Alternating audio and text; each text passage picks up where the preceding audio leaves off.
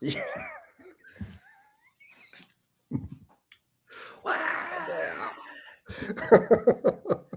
like the Tartan Army in Boston. Yes. We've made No. Okay, guys. I don't know if there's anyone out there at all. Is there anyone out there? But we are here. I think we are live. So exciting. So it's Gordon at Big Final, Jack at the Final Voyage, Christian at the Final Sanctuary, and we are all seriously excited about the World Cup. Chance to talk about how the tournament's going, share some records that might relate to, broadly, the countries that are there. I don't know if we're going to manage 48 tonight, gentlemen. We'll see. We'll see how we go on. But yeah. So, boys, how are you doing? How are you enjoying the World Cup so far? Jack? Loving it. I prefer international football to club football. Yeah. Unlike most people, I love international football, and I love tournaments. And obviously, with Scotland being there, it's like the cherry on top for me. But yeah, it's been great so far. The grandeur of the stadiums, and obviously the Americans put on a massive spectacle, and all that's magic. But at the same time, the football's been great as well. There's been some nice high-scoring games, lots of kind of games that have swung back and forth, lots of goals, and yeah, it's been tremendous, great entertainment so far. So yeah, for the first round of matches, I've loved it. It's been brilliant.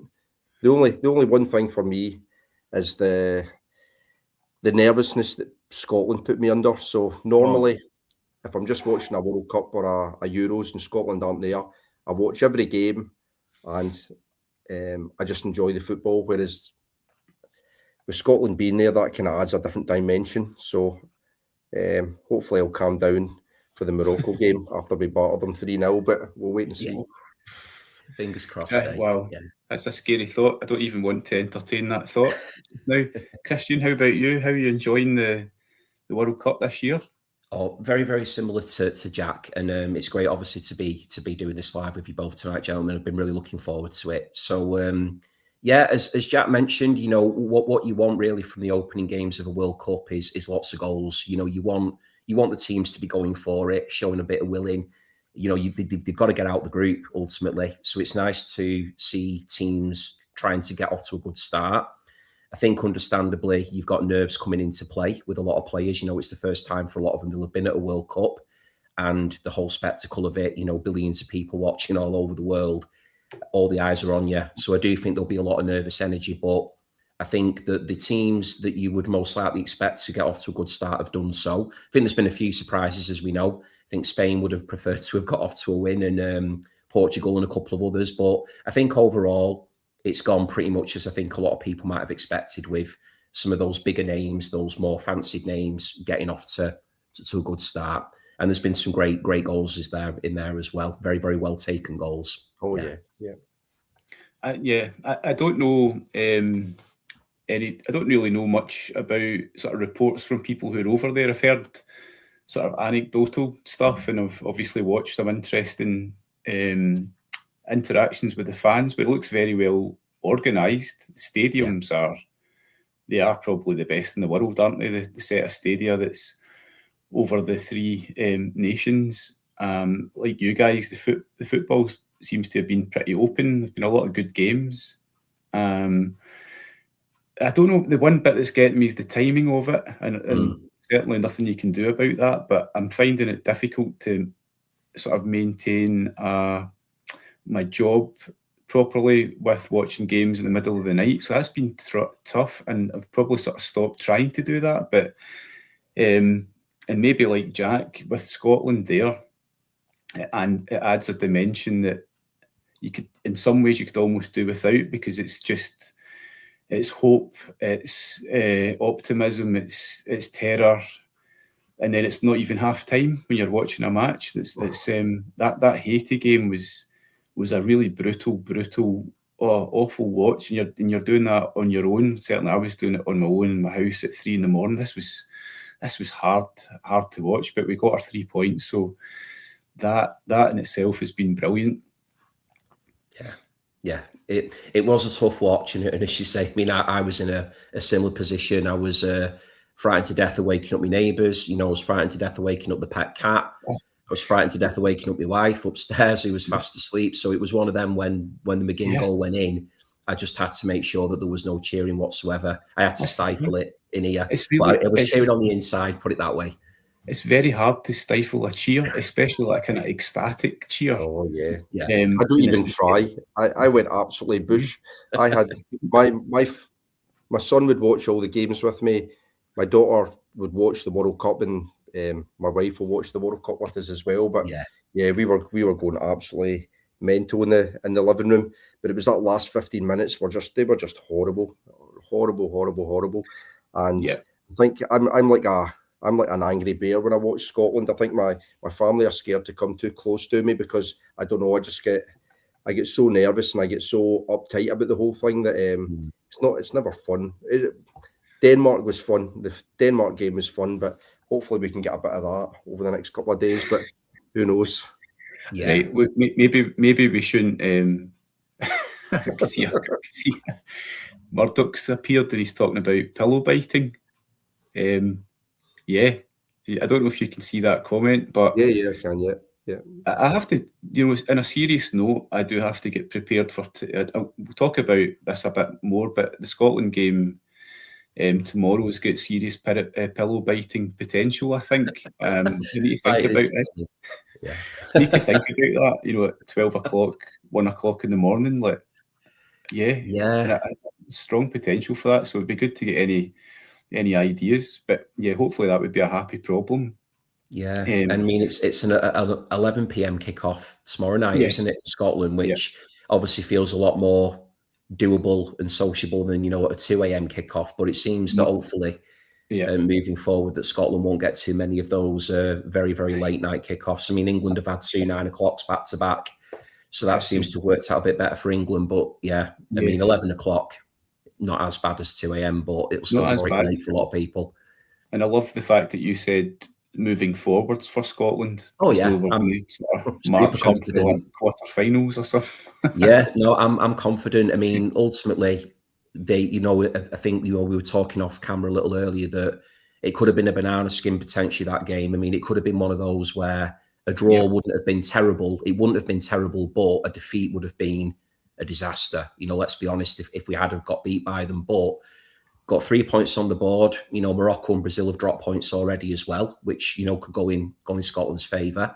So hopefully now they can just build upon it, and they've just got to take. I mean, it's the old cliche, but just each game as it comes. And I think it's nice that they're playing probably Brazil at the end of the at the end of that group rather than playing them at the beginning or in the middle. I think get Haiti, Morocco out the way, and then just see what happens with Brazil before the points and everything come into play then. Yeah. So I thought maybe before we get into music, because we've all got some records ready to share, haven't we? Yeah. Loosely related to the countries, and I think we'll probably see a good blend of music. I don't know what you guys have got lined up, so we're going to see how many connections we can make. But just going back to the World Cup, I love the chance to talk about World Cup and football for a wee change. What are your kind of earliest memories of? I think there's been 23. I think it's 23 World Cups. It's the biggest tournament ever this time, with 48 countries, and Brazil have been the country that's been there the whole time. So it goes back to 1930. But what are your earliest memories, Christian? How about you for that one? So earliest memories, So I was born in 1982. So my first, the first World Cup that I remember where I was aware of something big going on was Italia 90. That was the one that when I was 8 years old or thereabouts, and you couldn't get away from Nessun Dorma, Pavarotti and Schillaci becoming a household name with how he performed for Italy. Obviously, it was West Germany, wasn't it, that went on to win Italia 90. And then there was the whole history there, wasn't it, with the wall coming down as well and things, wasn't it, around that time? So you had West Germany then, didn't you, with the Mateus captain that team, which was a great team. But In terms of a World Cup that I would say that I actively followed and remember every moment of it, it was the 94 World Cup when I was 12. And that was a big one for my family because Ireland were in it and, half my family are Irish. So it was brilliant to be seeing, that team playing over in America. Obviously, America, humongous Irish contingent over there. So the support over there for the Irish was immense, as we all remember. And then getting that incredible result against Italy, the Ray Houghton goal and all that. I've got really strong memories of watching those Irish games at home with the family. And my dad, although he's a Scot, he was very, very, very, very much behind the Irish for that tournament. And, the whole family were wanting the Jack Charlton's lads, as they were back then, to do well. So that for me was the one that, even when I think about it now, the hairs on my arms actually still go up when I think about 94. That was a really special World Cup, I think, for my generation, that one. But sadly, England weren't in it, or, Scotland weren't in it, obviously. But, to see Ireland try and do as well as they did against some very good teams, I think they acquitted themselves very, very well at that tournament. So, yeah, good memories of that one. Jack, how about you? Yeah, well, being a bit older than Christian, my first memory would be just as he was born in 82, España World Cup. And we'd spoke about this off camera a little bit as well. My first memory would be a family holiday with my mum and dad and going to get ice cream and getting these ice creams and the little Naranja mascots. And I don't really remember the football overly well. In fact, I don't think I remember it at all. But I remember the little... I remember my little Naranja mascot. So that'd be my first kind of World Cup memory. But first proper memory would be 86 in Mexico, which was obviously a brilliant World Cup for Scotland, or almost a brilliant World Cup from Scotland. With the draw with West Germany, and then we had to beat Uruguay, didn't we? 3-0. A guy, you were attacked in 52 seconds. A guy took, I think, Gordon Strachan's leg off. Did he get sent off? And then we couldn't beat 10 men. It didn't really matter. I think they just set up a wall and kicked in bitters for 90 minutes. But yeah. It's a very familiar story, that World Cup, wasn't it? That kind of set the precedence for all Scottish involvement in the World Cup, previous and into the future. So it's a tragic history, and it's awful. It goes. I've looked into it. It goes all the way back to 1950. A disastrous and disgraceful record. But so many world class players, though. Throughout, because this is something like my dad and I speak about a lot. You think about so many truly world class players that Scotland have produced in that time period. Yeah, and yet somehow, for whatever reason, and again in domestic football, some of the best players of the 70s and 80s were Scottish, playing for some of the biggest clubs in the world. So that domestically, players have always done well from that country, but it seemed to be internationally, I don't know whether the blend was right or whatever it was, but it's always completely mystified me why they haven't had more opportunities or done as well as they maybe could have done in previous tournaments. But Spain went through a period like that as well, didn't they? The Spanish, you're not comparing us to Spain, are you, Christian? No. That's a bit optimistic. Well, I don't know. I maybe it's just how I've been brought up, I suppose, in the family. Just to have that optimism. But I mean, I don't know. It's one of them. I just think that for whatever reason, it's never quite knitted together, that team. When you look at the individuals they've had over the years, I mean, undeniably, they've had some of the greatest players of all time. So it's just an interesting one for me that maybe why that hasn't quite kicked on, so to speak, with an international showing. I don't know. I don't know. We've got a great tradition, actually. It's a tradition in Scotland of kind of messing it up at the last moment, or grabbing defeat from the joys of victory, all that kind of stuff. We've gone out on goal difference multiple times.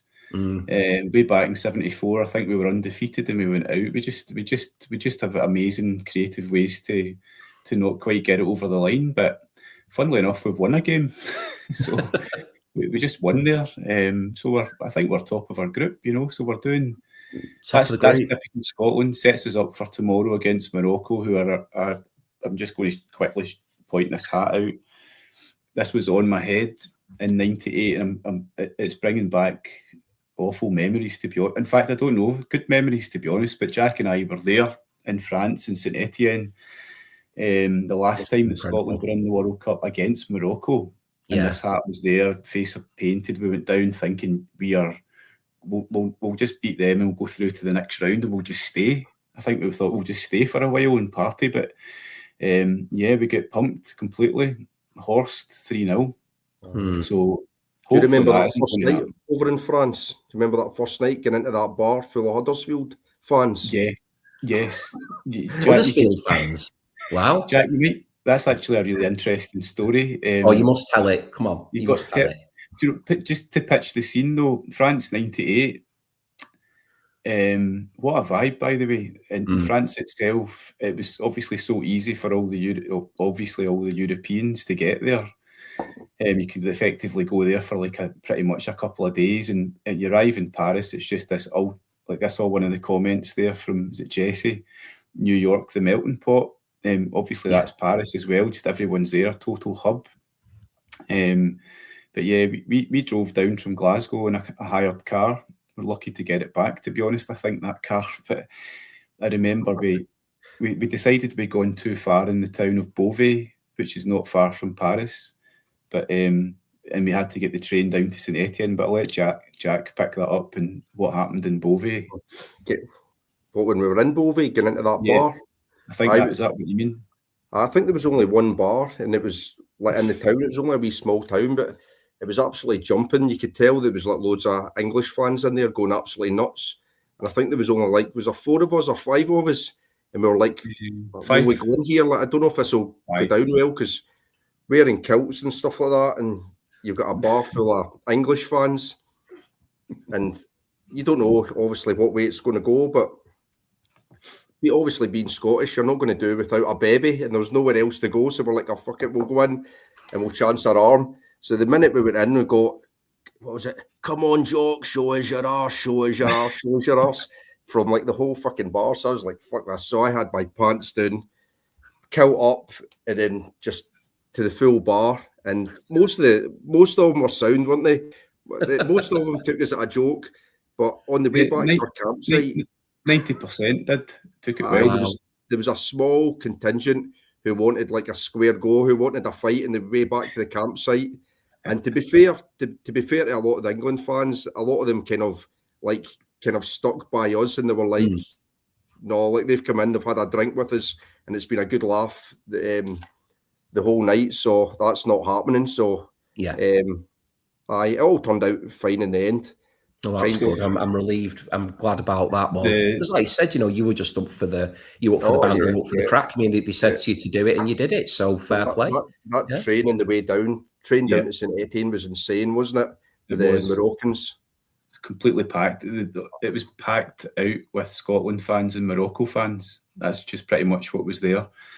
And an absolute party, a party on a train. Various things were getting swapped from, if you can think of kind of traditional product of Morocco and traditional products from, right? So you could imagine the swaps. Yeah. So it was an amazing journey down the way. Face painted, songs, all sorts, people chatting about rival players that they admired from each team. Great atmosphere. So the Moroccans were super cool, I have to say. And they destroyed his Moroccan. Do you remember that Moroccan boy who was going up and down the carriage with a whistle? And a load of the Scots took him down to the drinks carriage, got him absolutely tanned on whiskey. They took him up, but an hour later he was getting dragged up like that. And because there was nowhere to sit, they grabbed him and they put him up in the luggage rack, and they freaking wedged him in to the luggage rack. This guy, the luggage rack. Wow. Yeah, he was like crumpled in. Oh, bless him. That must have been, a night to remember, a night to forget, maybe for him as well. Eh? Yeah. I don't think I've ever been as hungover. I woke up face down in the train station, and I think I remember some girls prodding me, going, "Is that guy still alive?" My goodness. Just an aside before we leave that story behind, after the game that we'd lost, and we went back, our tails between our legs, back to Paris and everything else, the next stage on our journey was Glastonbury. That was always part of the wider journey. It was to go down to the World Cup, and then you get over to Glastonbury. So it was a very epic event, altogether. It was a brilliant kind of holiday, to be honest with you. So sounds like a real rite of passage, that one. So I mean, you had the World Cup experience, and then you go and get to Glastonbury as well. Yeah, jumped the fence at Glastonbury, didn't we? Climbed over the fence. Jumped the fence at Glastonbury. Wow. We had what do you call it? You used to have quite the youth, you two, didn't you? You had to do it. Didn't have money. Yeah. Didn't have much money, but we had ideas, stupid ones. Yeah. The plan was to buy a vision. The plan was to buy a load of cheap fags and booze in France and load them up into the car and then drive to Glastonbury and like sell all the cheap fags at Glastonbury. But we ran out of money to do that, so we could. So you had like a bit of an entrepreneurial spirit as well, to fund your trip down to Somerset. Yeah, awesome. You clocked up some miles, you two, didn't you, during that trip? I mean, to have gone from from where you were up in Scotland, get over to France for the World Cup, then you're going down to south of England to do Glastonbury as well. Yeah. Are you both either able to tell us a little bit about how Glastonbury was then? How was it when you went that year? Did you enjoy it? Brilliant. Probably a very daft question, but we actually left early because we were all absolutely smashed and starving. We had no food. So I think the last one we watched was Ian Brown, wasn't it? We watched Ian Brown and then we woke up in the morning and remember Fainter was raging because we weren't hanging about for Dylan. Because he was desperate to watch Dylan, and we ended up driving up the road. Was Dylan on the next day? I don't even remember that. Aye, was I. So am I right in saying, Jack, that you saw Rolf Harris? All right. We also see Finlay Quay. Ian Brown was the main man for me that year. He was amazing. Yeah, Ian Brown was just brilliant. It was a brilliant gig inside the. Yeah, because that would have been around the time of his debut album, wouldn't it? At 98, Unfinished Monkey Business, wasn't it? Yes. I think not long that's now, right. It? That's right. It's just been released. Great atmosphere. Great album, yeah. He kicked off the concert with Dear Prudence. So he's playing that Aziz Abraham was playing Dear Prudence on the guitar with the laser things on his fingers. And then he went into My Star. It was amazing. It was so good. Sounds fab. Yeah, it's really good. Guys, can I just draw your attention to can you see the comments over there? I'm seeing. I can see. I don't know if this is banter or just straightforward abuse. Some abuse from Mazzy, but I think it's directed at maybe Rob Walker. I think. We've got Vinyl Richie in as well. It's quite a lively crowd over there. It is, isn't it? Something about the Scots drinking all the beer. You've got Adams and Boston. Like the audience here, Gordon, which is good to see. Mm-hmm. Yeah, awesome. Awesome. If anybody, I have no clue how to invite people in, but if anyone wants to come in, I think you can definitely you can invite people in if you wish. Share your link. Vinyl Rich, he keeps talking about wankers. Have you seen his wanker video? He did the top 5 wankers of the VC. He did, and a few of them are in. Yeah. What's the collective noun for more than one wanker in a chat? Oh, I don't know. A wank stain of wankers. Wankerage. A spunkery. Spunkery, yeah. Right, guys, should we talk about music and football? What do you think? We can try. Some records to show. Yeah. Right, here's what I'm going to do. Can you all see that? I don't know if you've got anything. That's the group stage, right? You can see. Yeah. That's just where we're at. So I don't know what you might want to share. It doesn't matter. It's all cool, isn't it? Do you get any particular records? I've got a record that I'd love to share that I would love to hear you two talk about, to be honest, because I know that it's certainly one that I know you two love very, very much. And one of you was responsible for introducing me to it. So I know what it is. I thought Jack could probably know already. So it is a tenuous link, but this will be linked to Mexico. Mexico, nice one. Mexican R&B by the Stairs. Oh, yes. So I would love to stick it on big again. Talk about it for a bit, if you don't mind, you two. Yeah. I'd love to find out a bit more about your memories of, listening to this back in the day and just what this album means to you both as well. But that's going to be the Mexican entry from me. For me, it was a massive high school album, wasn't it? 92 it was. 92, yeah, I'll hold it up as well so people watching can take a look at it as well while you're talking. We're in fifth year in high school. Yeah.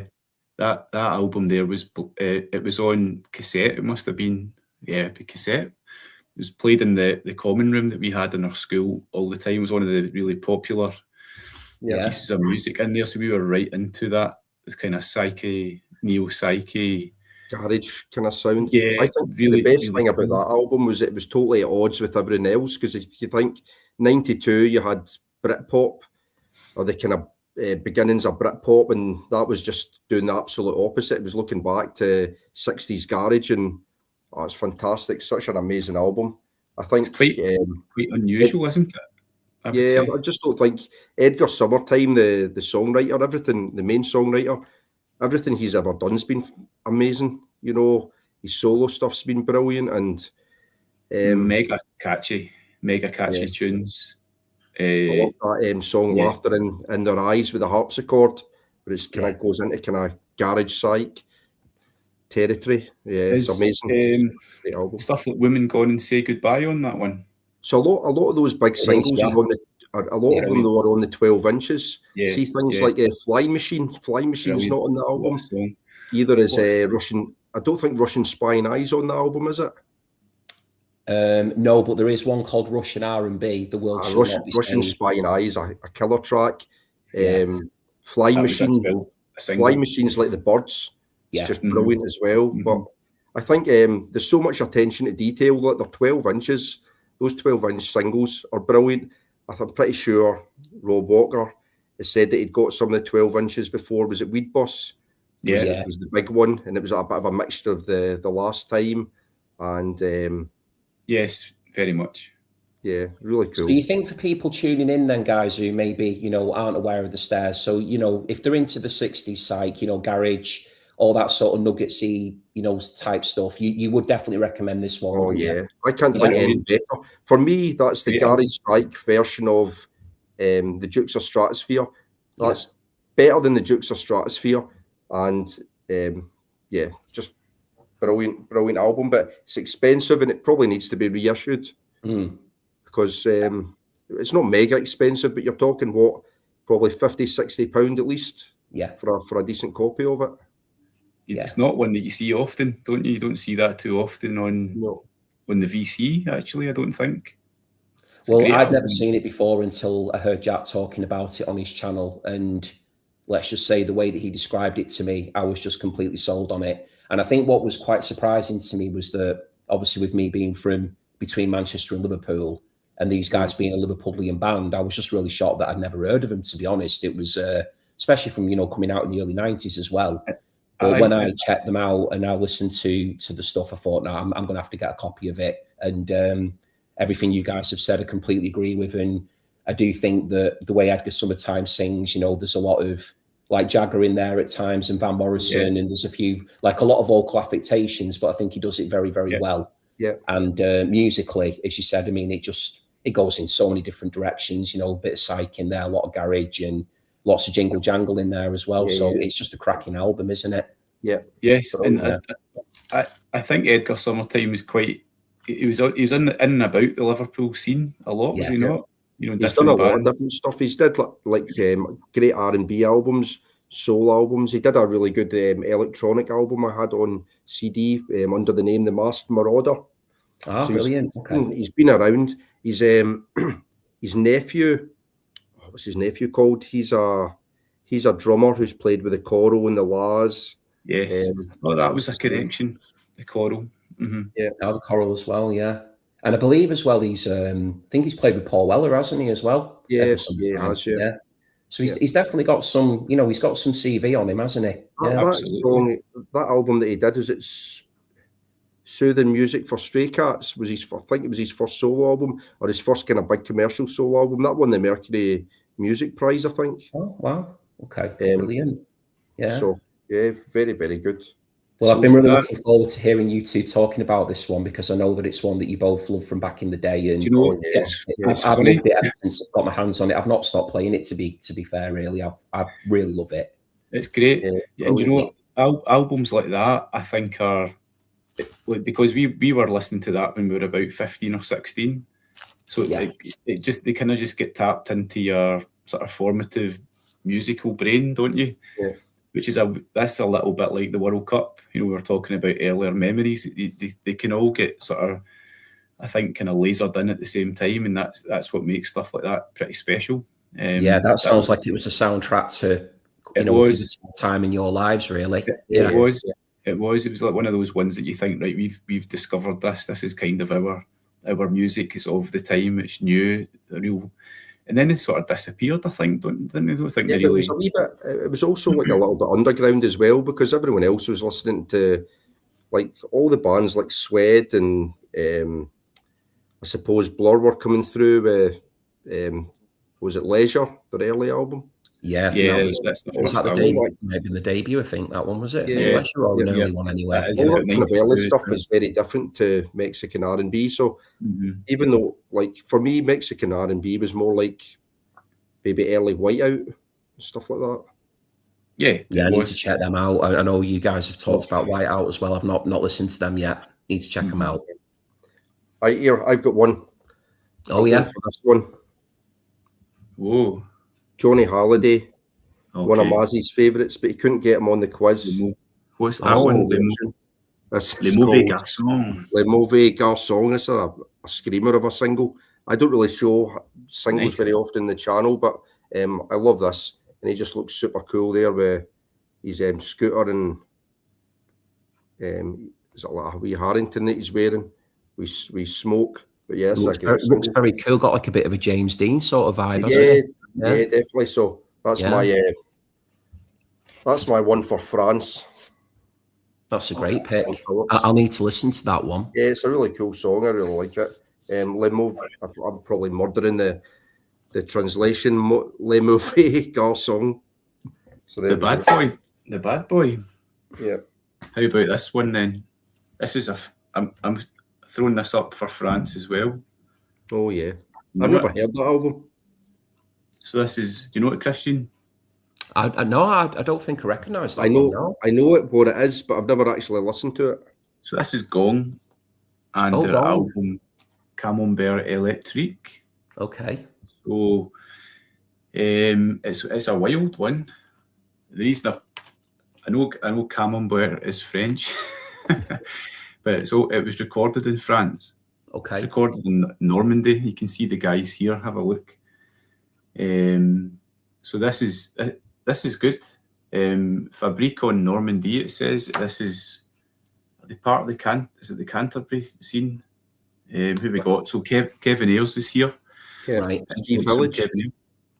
Sorry? Steve Hillage on guitar. Yeah. It's very much of the time. So it's 1971. You can tell that the guys have kind of tuned in and dropped out quite a bit there. So is that more sort of psych, or is it more prog? Is it like proggy, that one, or? It's quite proggy, I would say. Yeah. I'll need to check that out. It's good. It's a good listen. It's a good one, and I love Kevin Ayers, I have to say. Oh yeah, he's so good. Isn't he? So don't listen to this one. Kevin Ayers on the channel, haven't you, Jack? I think a few times. Yeah. Yeah, I love Kevin Ayers. Yeah, he's brilliant. Kevin Ayers, I think could you say he's underrated? Is that fair to say? Yeah, I would say he was. Yeah, especially if you compare him to like Syd Barrett, who's probably his closest contemporary, and Barrett gets all that like acclaim and he's like a massive cult artist, whereas Kevin Ayers seems to be very much in his shadow. But yeah, I love Kevin Ayers. He's brilliant. Yep, and he went on to produce and release quite an output for years and years to go, didn't he? But he sort of disappeared from the scene for a long time. It was Ibiza or something like that. It was. Yeah. He loved his. I don't think he had much commercial sense about him. He was more interested in taking it easy and meeting beautiful people and just chilling out and putting out an album when he felt like it. But yeah, he definitely was. That sounds idyllic. Yeah. Am I right in saying is it not guys from something like was it Bell and Sebastian? Musicians, definitely Scottish musicians were involved. Oh no, possibly. I know that he did an album with the Elephant Six Collective band. Is it Ladybug Transistor?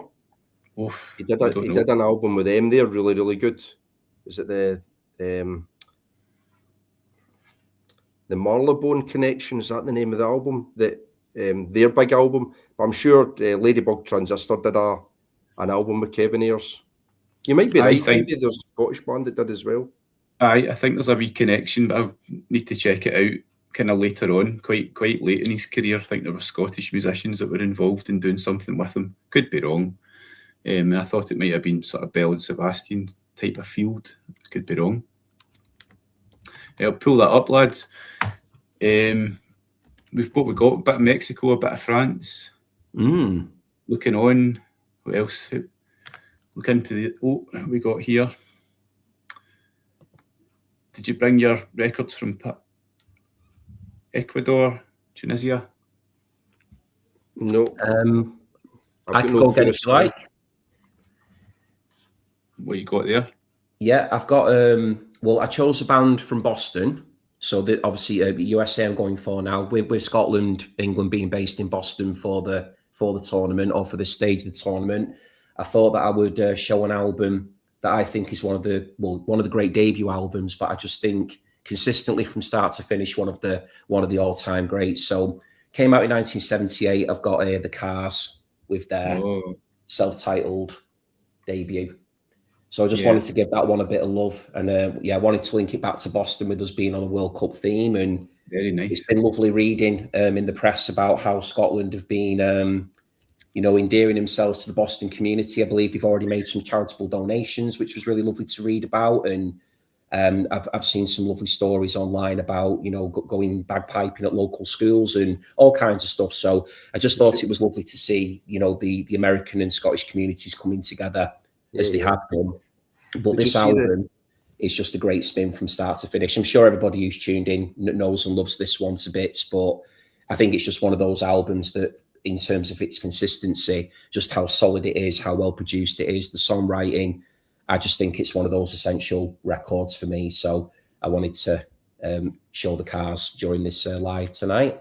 Have you two got any thoughts on this one at all? Or do you know, I don't know the Cars much at all. I don't think I've got any Cars on vinyl. I'm sure I'll have heard quite a lot of their stuff, but what's the wheelhouse we're in there, Christian, for the Cars? I mean, I should know it. I'd say that this one is very much sort of like in the new wave power pop wheelhouse, really, this one. I mean, I think they went a little bit more, should we say, arguably maybe a bit more middle of the road a little later. They had hits like Drive, in the sort of mid-80s, which were probably considered a bit more commercial. But I would say this one's definitely got like a bit of a new wavy edge to it, just my opinion. And as I mentioned, the songwriting throughout, songs like Good Times Roll, My Best Friend's Girl, Just What I Needed, that's like the opening 3 tracks on it, and they're just outstandingly good, really. Probably one of the best sort of, 1, 2, 3s arguably on an album, really. It just starts really, really strong. Moving in Stereo is a great song on here as well. So I do think, Gordon, if you are interested in checking the Cars out, you really couldn't go far wrong just starting at the very beginning with this one. It is a really superb record, this. So, and again, I think they're one of Boston's finest bands. So, yeah. The problem I always have with the Cars is I like some of the songs that I've heard, but every single time I get a copy of that album, it's always wrecked. It's always, you can tell it's been played to death. And I've never managed to pick up a nice, clean copy. Yeah, I'd imagine it might be one that kind of gets traded in a fair bit. I can imagine that it probably does maybe short-wrecked every now and again. The Pretenders debut seems to be one that I think falls into that category as well. Yeah. It's a great album, but usually when you come across it in second-hand shops and stuff, it's usually pretty monstered. This one here isn't too bad, actually, my copy of it. I mean, it is a second-hand copy, but it plays through pretty well. I've not played it for a while, actually, but I just know that it's one of these that whenever I've put it on, I just can't help but admire how strong that quality songwriting is throughout. It's got some great musicianship on there as well. Some really, really nifty playing. So produced by Roy Thomas Baker, this one. So yeah, just a really, really nice album. So I thought I'd show that off to cover America. Cool shout. Can I ask you, just on behalf of Rob Walker, do you know if that is Emma Hayes on the cover? If that's a... He's saying, is that Emma Hayes? Do you know who he's talking about? Emma Hayes? No idea. All right. Jack, do you know who Emma Hayes is? No, I always think the lassie in the cover looks like that lassie Rachel McAdam from the actress. Actually. But I don't know who Emma Hayes is. No, I don't know who she is. Listen, you will know who it is because what game was it? The England? It was the England game. Did you watch the quick chat about the England game? It was the lassie who's the England Hines's manager.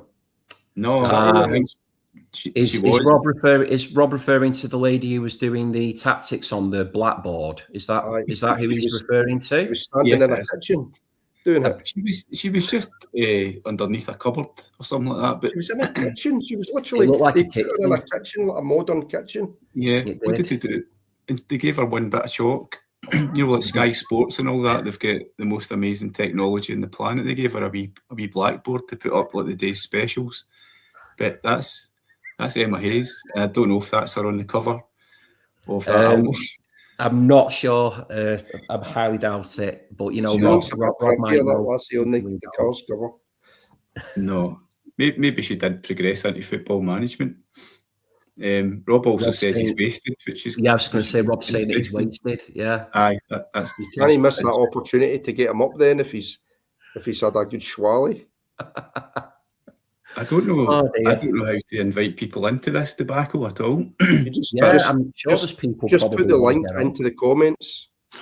Yeah, if you put the comments, if you put the link into the comments. Where's the link though? The link that you sent us on it'll just be at the top. Oh, literally that. Okay. See if I can. Right, who wants to show a record, and we'll see if we can unleash hell and bringing Rob in. Right, hold on. Oh no, I can't do it. I'll show one. How do I do a comment? I've got this. I'm going to show one for England. Here we go. Perfect one for England. The Dentists. From 1985, part of the Medway scene. And if you can see the name of that album. See that? Some people are, yes. Oh, perfect. Some people are on the pitch, they think it's all over, it is now. And as the album kicks off, you get that broadcast, you get that famous broadcast. There's some people on the pitch, they think it's all over, it is now. And if you look at the back, let me see. So this is like kind of neo-psych, Django pop from one of the Medway towns. You know, that kind of scene that was headed up by Wild Billy Childish. All the bands like the Mighty Caesars and the Head Coatees and the Milkshakes and all that. But for me, this is the best of the lot. The Dentists. This is a hard one to get, I think, in nice condition. But you can see that each song is numbered 1 to 11, is like the 11 players on the pitch, and then the last song is highlighted as AR. AR. You know who that would be? AR.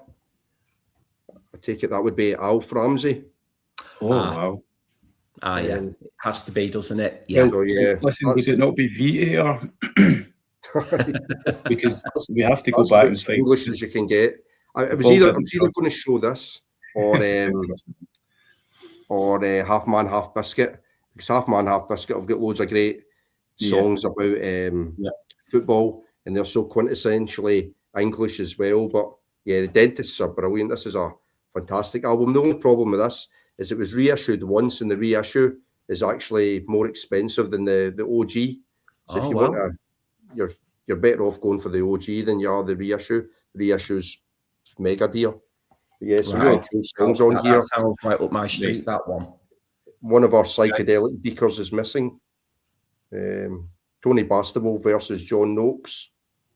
Flowers Around Me. Yeah, Top They do class. sound like half man, half biscuit type titles as Yeah, well. they are, but they don't sound like half man, half biscuit. Right. They sound more like these sound maybe a bit more like a Creation Records band. Oh, okay. They don't sound as maybe R&B garage as most of the other bands. You know, the Wild Billy Childish bands. These guys sound a bit more kind of jangly indie pop. Oh, they sound right up my tremendous. street. And yeah. Yeah, I think you would like them. They're really good. Oh, brilliant. Right. I'll keep a lookout for them. Cheers, Jack. That's great. Yeah, I Right. tried to put the That's link fine, into the boys. comments, but it wouldn't let me do it, Gordon. I tried Here to we put go. the... No, I think it's time for the you've done it? main man. Oh, you have? You've done Here it. he There he is. You all right, Rob? How are you doing? Good, are you? How are you? Yeah, I'm good. What's your Funny. thoughts on? Listening to Scottish people talking about football, it's an edge. They're good at managers, though, aren't you? You know, you're good at managing. To the top Amazing. managers, all the best managers, I think. Ali McLeod, he was a good one, weren't he? Yeah. Sir Alex. I Sir can remember Alex. Ali McLeod. Didn't he have like a lap of honour before they went to the Argentinian World Cup? Yeah, we genuinely thought we were going to win it. You did have a good team on paper, but unfortunately, you don't win anything on paper. But That's it, yeah. That was probably one of the strongest lineups from Scotland. That peak Dalglish, that kind of era. I love Willie Donachie, me, because he used to be our coach at Oldham, and he played for City as well. But yeah, they had a great team, didn't they? Do you not quite often go up and watch a Scottish team? Is it Queen of the South? Is it Queen of the South? Yeah, Queen of the South, yeah. Palmerston. Been there. Yeah, been there a couple of times. I want to go to every Scottish ground. The next one I want to go to is Dumbarton. I want to go there. Have you seen that ground? Yeah, I've been there plenty of times. Yeah, there's only got that big rock, hasn't it?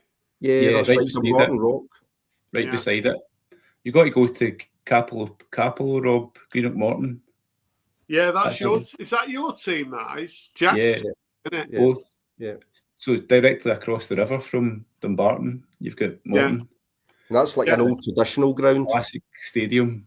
Dumbarton's like a new one of those stadiums that's built a few years ago, but the Morton Stadium is it's over 100 years old, I think. Are you near Inverness? Is your team close Inverness then? No, so I moved after my time in the RAF. I'm up in Elgin now, so my team now would be Elgin City. Right. Yeah. So I'm like midway between Inverness and Aberdeen. Are you coming to Den Bosch now? I'll take over the comms. Forget the world. We know you're going home early anyway. You could get in the last 32 though, couldn't you? Now you've managed to massacre Haiti. Yeah. That was we taught them a lesson. Yeah. I forgot that game, Ron, because I was out, because we went to Lincoln. We saw that. Honestly, we had too much to drink. Well, a little bit too much to drink. And then I got a kebab. We went for a curry. 11 o'clock, the curry house was shut. How crap's that? So I ended up getting a kebab, went back to room on my own, left Gav. I didn't fancy a double up. And then I ate my kebab, and honestly, I can't remember getting. And then when I got up, and Chris Mann had already uploaded a video of the trip, and I was still in bed. And then went down for breakfast and realised that Scotland had won. So did you kick off at 2 o'clock? 2 o'clock, in the morning, yeah. Stayed up for it as well, yeah. Did you stay up, Christian, for that? Of course. I'm half Scottish, aren't I? My mum was Scottish, so I'm half Scottish. Oh, I didn't know that about you, Rob. But where's she from, your mum? It's not something I'm going to tell people that, is it? Come on. Where was your mum from, Rob? Yeah, your mum from? Blantyre. Right. Blantyre. Hamilton, maybe. Oh, right. Yeah. Right in the middle. Oh, nice one. I didn't know that. No, I mean, I've very much been raised in the whole Scottish tradition, me and my family. So saying that to Gordon and Jack off camera earlier, that like my dad very famously said to me when I was a kid, Not that I was ever good enough to play football professionally or anything, but he did say to me that if I was to ever choose England to play for, he would disown me. So I don't think he was messing about either. So it's one of them in our family that my Scottish heritage is something that I am incredibly, incredibly proud of. You only need limited football ability to play for Scotland, though. You've got about 20 caps. Well, that just shows you how good I must have been then. I didn't get any trials or anything for him. So, but yeah. Have you been out in the pop tonight, Rob? Have you been out for a few beers? What are you insinuating? You said in the chat that you said you were leathered. You were wrecked. What I meant by that was like my humour is wasted on you. Yeah. Rob, can I ask a question? I'm genuinely curious. I'm thinking of I'm currently saving up, to be honest, to go to Den Bosch next year. Yeah, we're going there. Right? Is that insight? You guys at Lincoln, is that an insight into what we could expect over there? That kind of. What do you mean? Like a debauchery. Looks a bit hardcore for me. I don't know. I don't know if I could manage that. To be honest. You Scots, honestly. After seeing those videos of Gav and Dave going to bed after about 4 pints, I think we'd be all right. No, honestly. I've been in the company of Scottish people and literally they do put vodka on the cornflakes, honestly. They're crazy. I don't know if would you manage to buy a record though? You'd buy any old junk or you wouldn't know what you'd done. Yeah. I've said this before though, and I was talking about it. When we got to the hotel at Den Bosch, so Dave had been driving, hadn't he? He'd been driving all day. So I remember he looked at me and he went, I'll just have one and I want something to eat. And we're about 2 o'clock, we're about 2:30 in the morning. Dave had gone to bed about 1. Gav fell over. He went to bed just after 1. And I can remember literally throwing John, the 6-inch pianist, into a taxi about 2:15. Oh, wow. And he was rough. So he'd never been to Den Bosch before. And he was walking around on the Saturday and he was so rough on that Saturday. So I don't know whether he'd had a few bad pints because we'd had something to eat. It wasn't much of a night really, but he was really rough. But I won't be able to keep up with you guys. I can tell serious drink. I don't know. We hardly go out at all anymore. I don't know. Yeah, but you never lose it. You never lose it, do you? Well, we probably did the training for about 20 years, though. Yeah. The funny thing was when we went to London, and I don't know if Mazzy's still there, but honestly, Mazzy was such a wet lace. You know, like everyone's just getting drinks and just having a good time, and I know it's not kind of what they do over there, is it? That's why they have bottles. They stand around with bottles all day, don't they? Whereas we drink pints. But so are you going to come to Den Bosch then? I believe it's on the grapevine that you might be. We're trying to come. We were going to go for it. Myself and Gordon were going to go in April, just there, but everything was a bit last minute. And we decided instead of doing it this April, then we'd take our time over it and go next April. Yeah. So it's just getting something booked. We need to book the flights because I got a tax rebate the other day and come into a good bit of money. And my mice told me that I can blow the whole lot of it in Den Bosch. So I've got. Did you not spend it on them records you showed on that video yesterday? I've done better than 20 quid. No. Yeah. You have 2 bags. Simply Red. I thought you would like a good bit of Simply Red. Is he not a good Mancunian? Yeah, they're great. He's one of them people who was at the Sex Pistols gig, weren't he? With one of the 25,000 that were at that gig. He was a massive magazine fan, wasn't he? Apparently, from Frantic Elevators and all that. Yeah. There's a lot of great voice. I mean, I know he's not bad, but he's a brilliant singer, no doubt about it. And he's a United fan, isn't he? So he's all right. Yeah. It's a bit of I think a bit of disagreement, Rob, from David over there about how many pints were had. I think it might have been 14, not 4. No, it weren't that many, honestly. It weren't 14. God, we had a few though. We didn't have that much at Lincoln though. I think so when we got in the hotel, we was worrying the hotel was going to be a bit, faulty towers, but it weren't too bad. See that place that you went to? Pardon? See that place that you went to? Was it a wee bit like loads of shite and then kind of hunting through to find a few gems? Yeah, I found a few.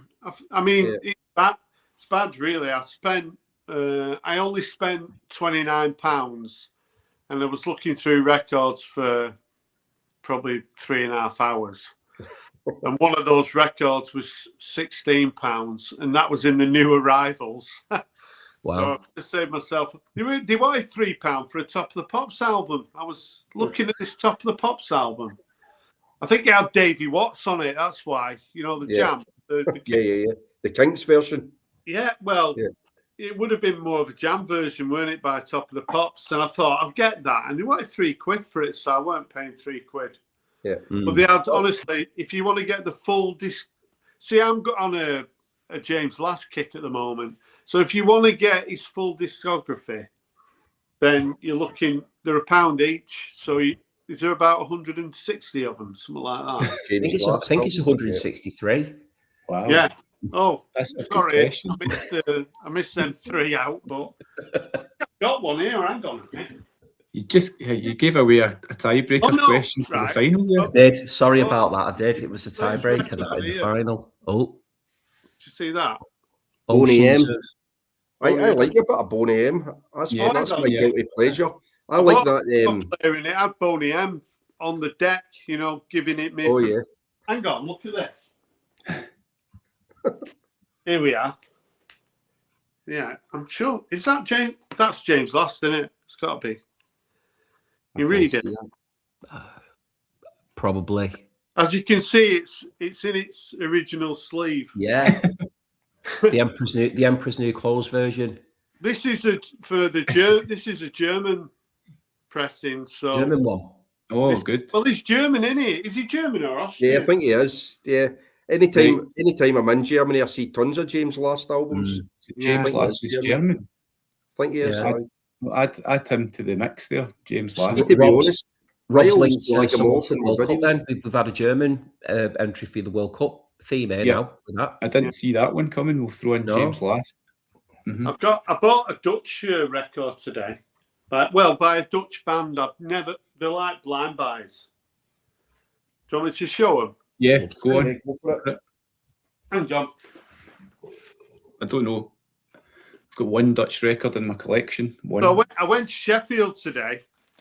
Honestly, it took me about 3 hours to get to Sheffield. I couldn't go on the Snake Pass because it was shut. So I had to go through Chapel Le Frith and near Chesterfield. It was an absolute nightmare. So I went to that. Is it called Record Collector? Do you know it, Christian, in Sheffield?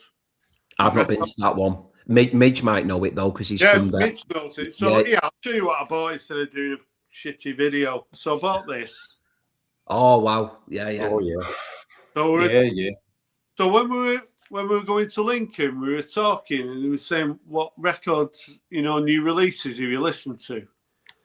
And I'm having to say like Morrissey. Morrissey's the only new album that I bought this year. So the Morrissey album, then talk about listening to that Paul McCartney record.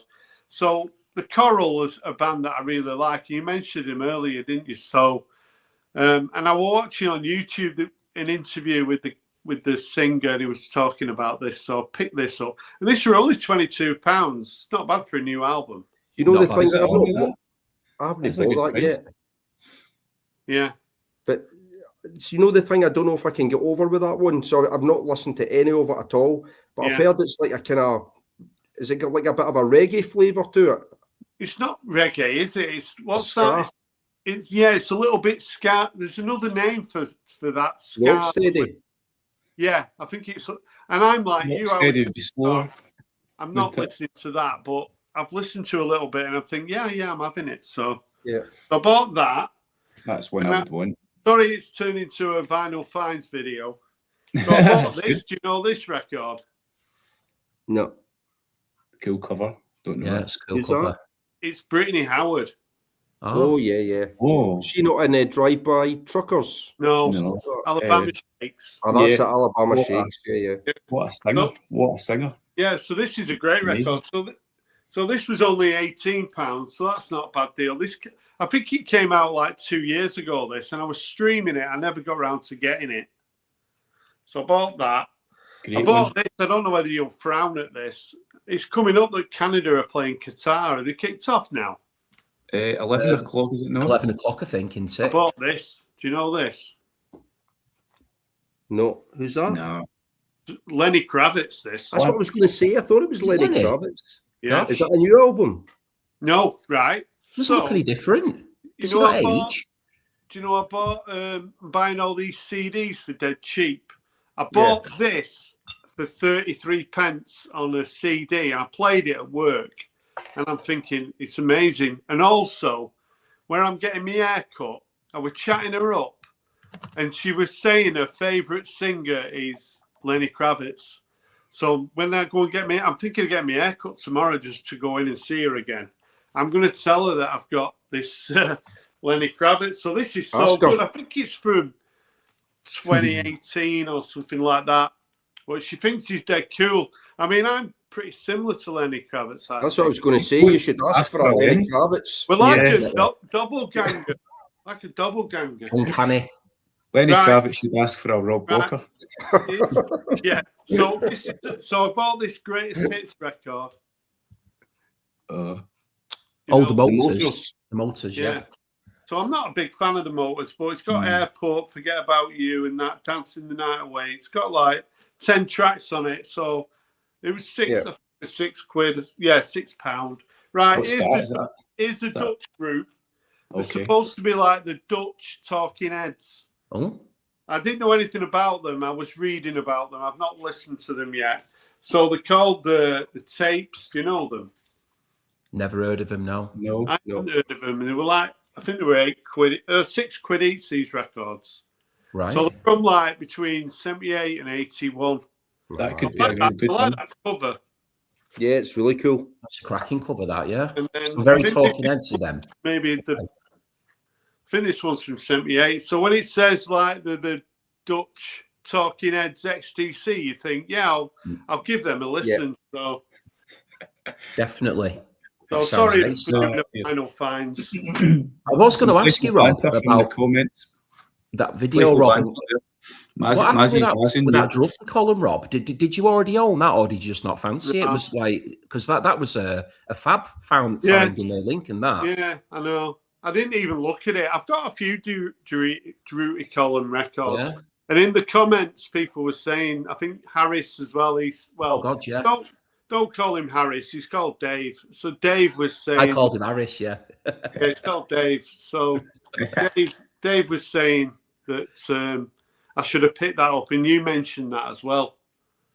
So yeah, maybe I didn't even look at it. I didn't even look at the condition. £25 was about. Well, assuming it was an original pressing as well, it's a bargain. It looked like it, didn't it? It looked like factory, isn't it? Yeah. So yeah. Well, great album that. Yeah, well, I've not got it myself, but it's definitely one I keep an eye out for. Yeah. Slipped away that one. Sorry for taking over. No, cool. Not at all. Rob, what are you thinking? Yeah. Just ask you about the football. What are you thinking about the World Cup? Are you catching much of it? Yeah, well, I've been off this week. That's why I've been able to watch quite a few games. Pretty good yesterday. I mean, we conceded 2 goals, but we looked dangerous, didn't we, England? So that's the most difficult game in the group, probably. So we'll win the group. I'm not sure. We might have to play Mexico in Mexico City, though, in the last 32.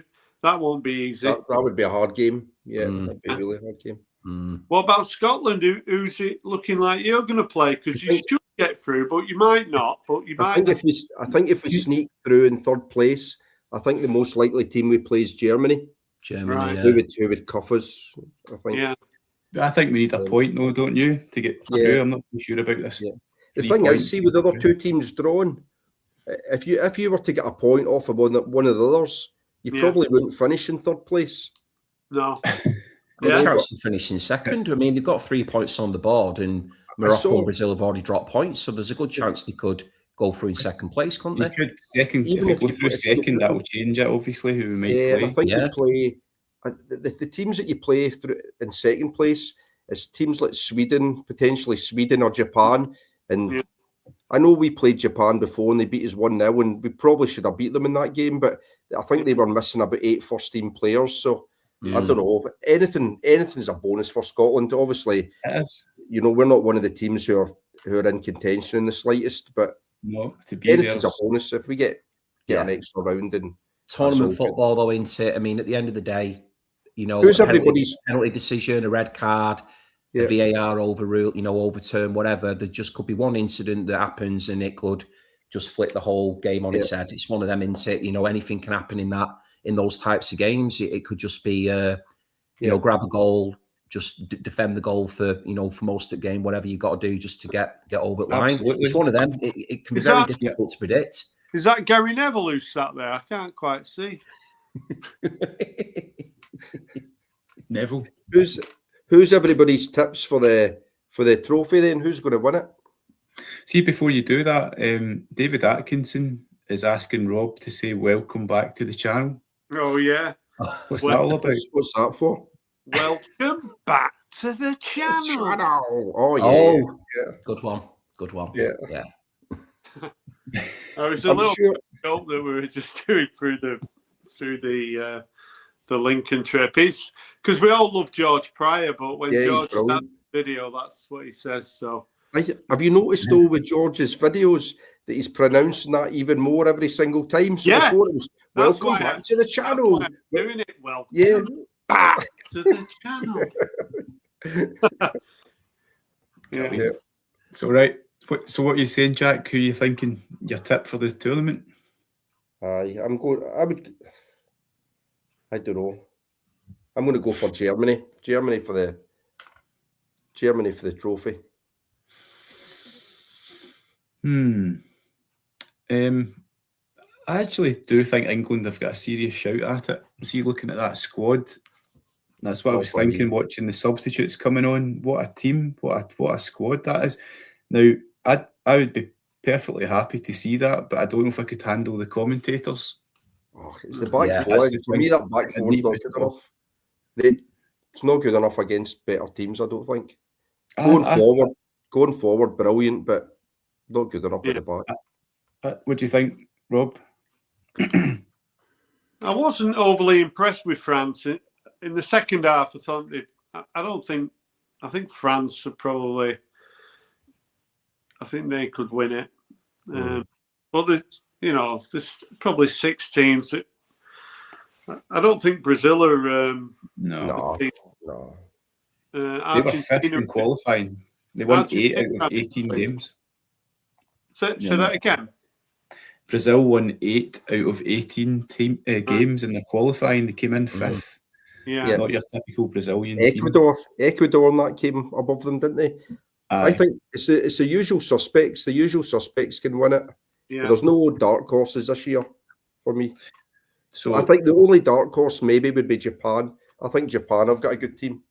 Right. What about you, Christian? Yeah. I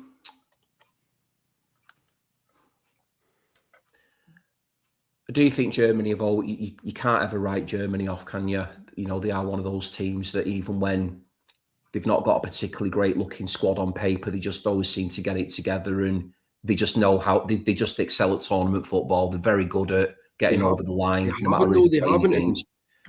do actually think Argentina have got a shout. I think Argentina might be one to watch as well. I think if Messi keeps pulling the strings the way he did in that opening game, I think if Messi's on it, and I think they've got enough sort of, the solid quite through that spine of that team, and the good goalkeeper, good centre backs, and that. I do think Argentina are worth a shout as well.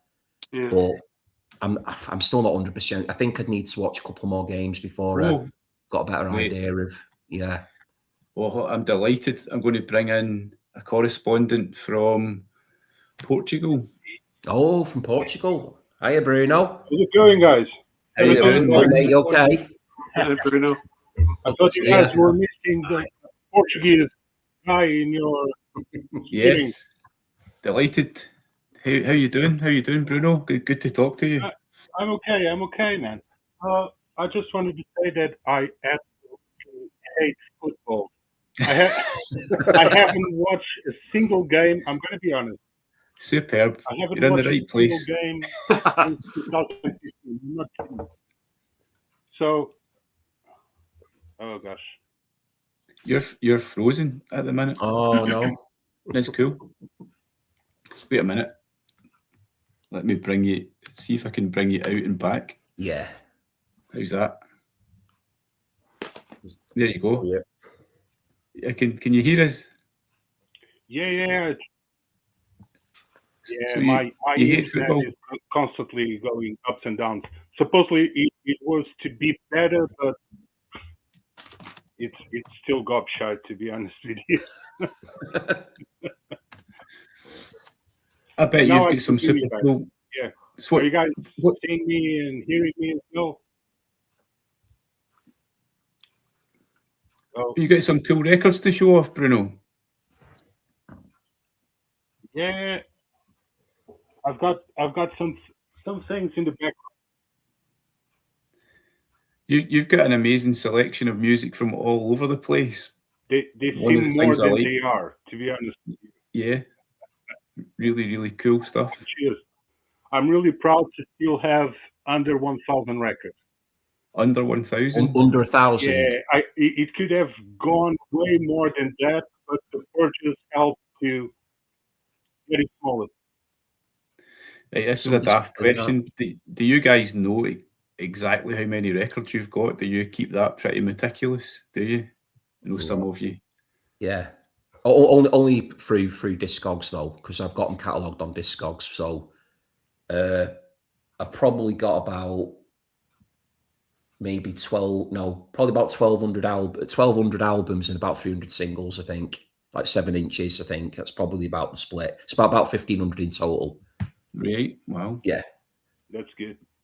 I include everything in terms of vinyl. Yeah. Single. I have just a few selection of singles. I'm not very much into 7-inch. I'm Yeah. quite lazy, to be honest with you. And that's how I started. When I was like 5 years old, my uncle was really into singles. And he had like this small, like a wallet record player.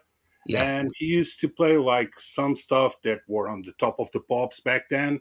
And I remember I was quite small, and I used to ask, still with a baby voice, for him to put records for me. So he got fed up, and he told my mom, you know what, I'm going to teach him how to use the goddamn record player. So when I was small, I had loads and loads of 7 inches, because luckily my mom worked with these 2 girls in a place, and then they went to a record store. They start working on a record store, and I was quite small, and I knew the names of all the artists in English, the name of the albums, the name of the songs that were on the tops, and it was kind of a funny thing, like, oh, Bruno, just, do you know who's this artist? And I would say, oh, that's Rod Stewart or something like that. They will go, oh, so sweet. Then take this record with you. And so I have a bunch of singles in my mom and dad's house. And I think I got fed up of 7 inches quite soon. So Yeah. I kind of prefer even compilations instead of listening to singles. I only get singles when there's like this B-side I can get anywhere else. Mm-hmm. Or else, and even so, I rarely put singles on, to be honest with you. I like to put a record spinning. I don't mind to turn off the record to the other side, but singles, it's like just one song. So imagine like grindcore or something like that, which is quite fast, like 10 seconds. That's it. And then you go, okay, I have to change it for the other side. No, Yeah. I'm done with that. So If you're up and rarely down like I buy that, 7 inches. So I have like probably 10 or 12 10 inches, but mainly is what you guys are seeing behind. Yeah. I wish it was more, to be honest with you. Oh, you've got loads. It's never enough. Yeah, I'm a big fan of 90s music, to be honest with you, because that's when I was a teenager. Usually we go towards those teenager years, because those were the years that we used to listen to a single record, like, I don't know how many times a day, and for a whole month until you get a new record to spin.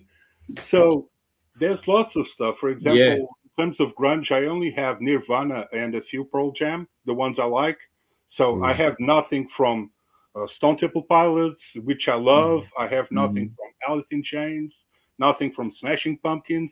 So there's still a long way to go, to be honest with you. But yeah, you just go along with the flow. I think that's it. Yeah, absolutely. I'm not as lucky as Jack. He I don't know how he got his deals, man.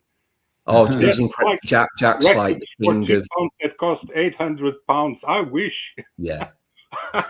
He's just got an incredible way of just being able to find them and make the deals. It's great. Yeah. I don't sleep, Bruno. I never sleep.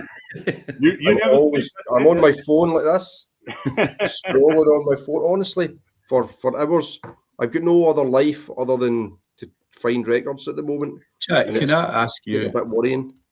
The video that you did there, I know Landmark well. I've been there a couple of times, that place that you were.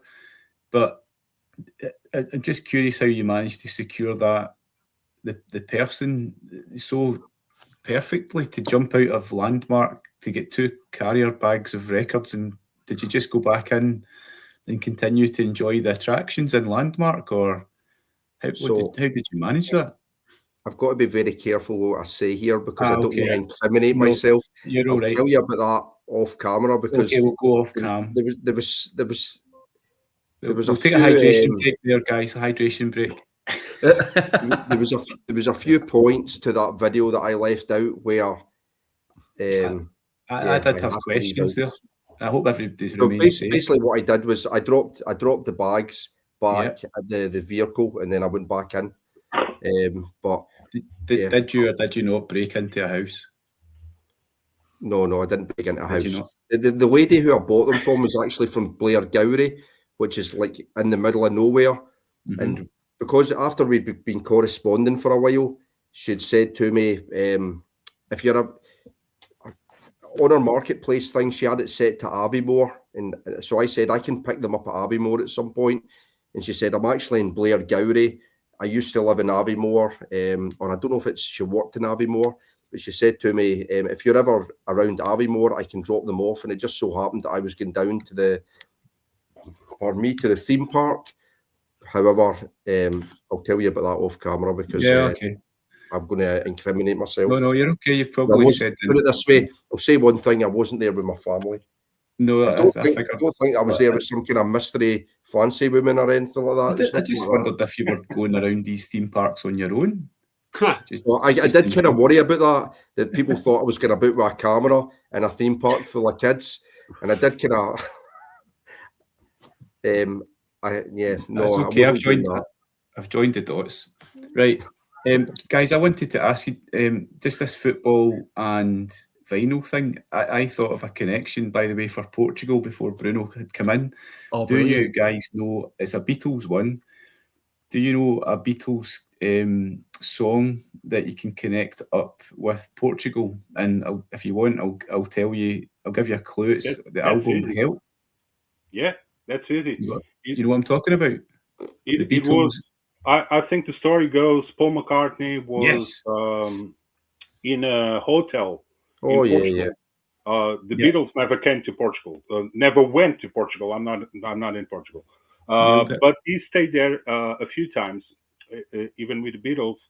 And the story says that he dreamt about the song while he was in the hotel. And as soon as he woke up, he grabbed his guitar and I think it was the piano, actually. He went to the piano and he kind of nicked the song as much as possible. And then he just wrote a letter about it. And that's how the song came out, which is Yesterday. Yes. Yeah, I That's didn't it. know that. yeah. So that's right. I Wow. think he was on holiday with his girlfriend was that actress Jane Asher. Jane Asher, yeah. Oh, Yeah. Well, hold she on, was guys. nice, wasn't she? With the long Aye. red hair. And so basically, yeah, yesterday all my troubles felt so far away. That's him cruising around the Algarve. Yeah. Wow. Look who's in. Oh, he's Hiya, got his Richie. England top on. The king He's got of his the England top on. wankers. How's it Yeah, going, England, Richie? England football. Yeah, top. Ingus, yeah. It suits, yeah. He looks good. Go England! Go England. Yeah. I've got one for Vinyl Richie for America. This is my American Oh, choice. come on, Jack. It had to be. Of course. Yeah. It's It's a got to be cool- born in the USA. I think it's a great album anyway. It's a Yeah, I it's a like it commercial as album, well. but it's a great album. I like Springsteen, but it's not my favourite Springsteen. But I like I do like Born in the USA. It's one from when I was a kid. So I Oh, like that. guys, we've got what's the cup there, Rob? It's Nebraska for me. Oh yeah, Nebraska's the one. Oh, Nebraska, yeah. What's that? What's That that? looks I can see what. That looks like a Kuwait strip or something. It's Queen of the Like- South. Oh, Mo. Queen of the Is it? South. Yeah, Guys, There's we've the got there's a program, yeah, the Doonhammers. and it has the World Cup record. Oh. Nice. Remember that one? Where's Nice. that from? Was that from '82? Yeah, yeah. It was like Who's that for then? ITV theme World Cup. Jeff Oh, Wade, Matador. Never Oh, heard. For Spain, of course. So Can, we've can got I ask two you of the something, Rob? Yeah. How many records from the Police do you have?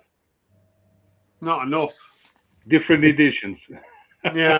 Oh, I've got about 25 copies of Zenyatta Mandata. Oh, that's cool. So you have the Australian one. No, I've got a few different ones.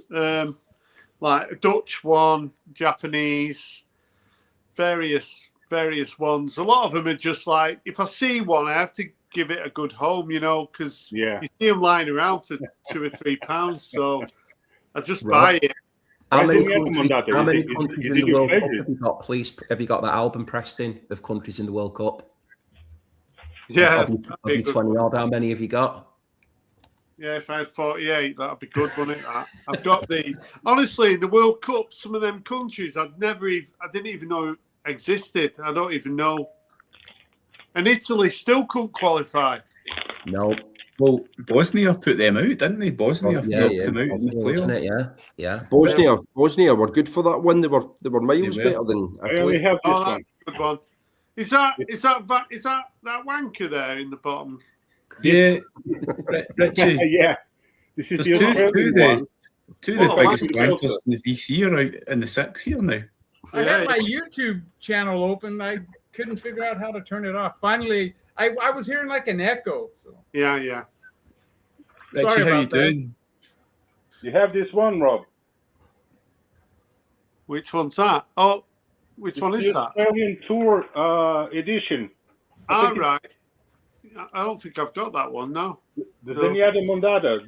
This one cost me quite a lot, but I bought it for half the price of what Right. people are asking. And it Yeah. comes on, Oh, Green. nice. Oh, cool. yeah. I So saw what- the Police in 1978, Yeah. and surprisingly, it was one of the loudest bands I've ever seen. Yeah. They didn't sound like they do on the record at all. No. It was pretty good. They were touring for their second album. Yeah, it weren't as good as New Order, though, was it, Richie? What's that? It weren't as good as New Order. They're good, aren't they? They were way better than New Order. New Order's one of the most. I mean, I don't mind them, but they're boring live. Yeah. Holy mackerel! Yeah, definitely. Yeah. The New Well, Order look- released one of the best World Cup songs though in 1990. Yeah. World in Motion. World in Motion, They're yeah. Manchester, though, aren't they? So they're That's going to be. a horrible song. John Barnes rapping. That's a horrible song when John Barnes starts rapping. Oh, Express that's cool. yourself. That's cool. Horrendous. This is the Did best you- bit. Did you guys talk about the Scots taking over Boston. Yeah. That's Yeah. pretty amazing. Yeah, they drank the city dry, I believe, as well. Yeah, that's what they said. I guess they're gonna Did have to ship some stuff. Do you know in. another thing I saw that they did? Did you see the thing today with the Tartan Army fan, just a random Tartan Army fan who went into the mayor of Massachusetts, or the governor. He went into the governor of Massachusetts' office to sign legislation to say that haggis was going to be made legal in the state of Massachusetts. And he's sitting there with the mayor of Massachusetts, the governor of Massachusetts, with a can of Iron Brew on the desk, signing this paperwork. Yet haggis is now legal in the state of Massachusetts. Quite right. In Iron Brew illegal in America? There'll be some huge facts on it. Did anybody see the Guinness Book of Records thing where they did the biggest ever coordinated drink of Iron Brew in America? So a load of Scottish guys got loads of Iron Brew into a park in Boston, and all these Americans turned up and they gave them all a dash of Iron Brew. And there's like a video of like hundreds of them with this Iron Brew, and they all swig it at the one time. So are you pulling our leg here, Jack? Is honestly, this true? fucking no shit. I need to see that. Yeah. That's incredible. Funny. It's been good. It's been a good World Cup, hasn't it? Yeah. It's been, So been far, a really good vibe, hasn't it? Like a really friendly atmosphere and people coming together in the right way, in a good spirit as well, which is what you want, you know. So long may that continue. It's good to see fans coming together and enjoying themselves in the right way. Definitely. It seems to be really friendly so far. I don't see any old sort of tension, all that stuff the fans get on, looks like to me. Yeah. Off, is it? Yeah, Even we're not in Ronaldo's England, been where they all fight. No. Yeah, he doesn't play. So are the people. Yeah, in '71, I was in England, and my uncle over there took me to a soccer game, and I had boots on, and they said you can't wear boots inside the match. And my uncle, he's a fucking Yank. What do you know? So what they did is they made me take my shoelaces out, and they allowed me to go in. Ah.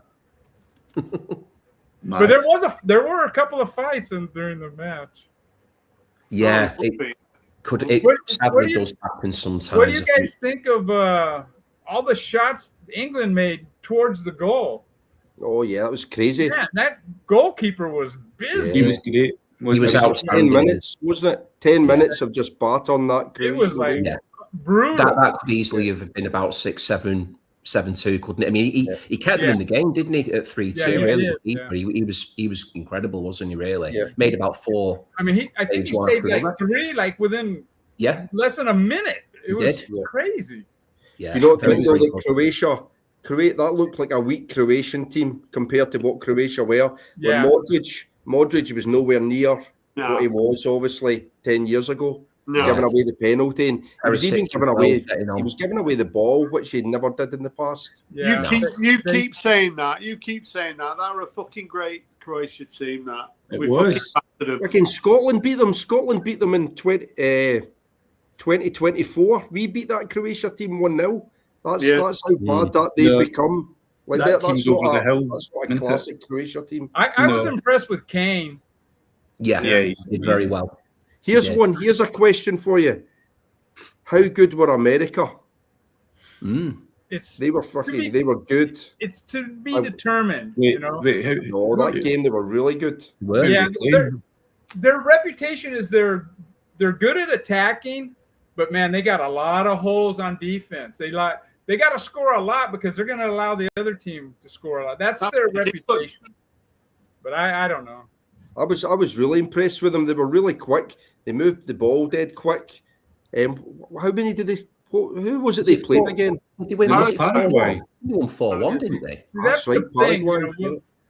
Paraguay. How good are they? No. They're okay. Paraguay finished above Brazil in the qualifiers. That's crazy, huh? Yeah. What do you guys think about allowing 48 over 32 teams? Well, happy because Scotland are there, Richard. It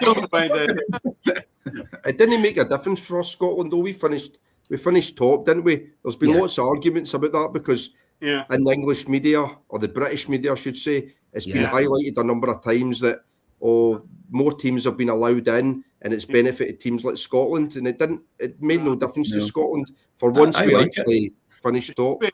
There should be 16 teams in the World Cup. That's it, 16. Yeah, Like it was in 1974. And the 16 best. You don't need to have Yeah. so many teams from here and so many No, from but there. honestly, when we I had like it. 16 teams in 74, we had Haiti and we had Zaire.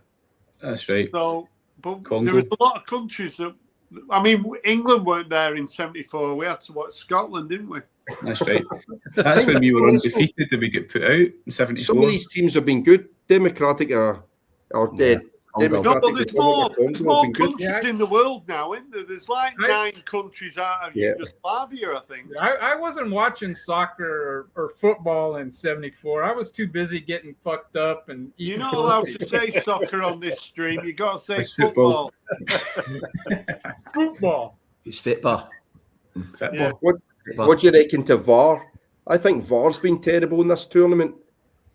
Awful. See the mistakes, the offside mistakes they've made. Yeah. Man alive, man. Dreadful. Yeah, really bad, Right. Jack. It's been Really bad. Really bad. Yeah. Why did they wear sports gear, like really serious, tight, like, was it Lycra stuff to stand and watch TV? Yeah, yeah. monitors? Watching the What's that? TV. Yeah, Yeah. they've got to get on, haven't What's that for?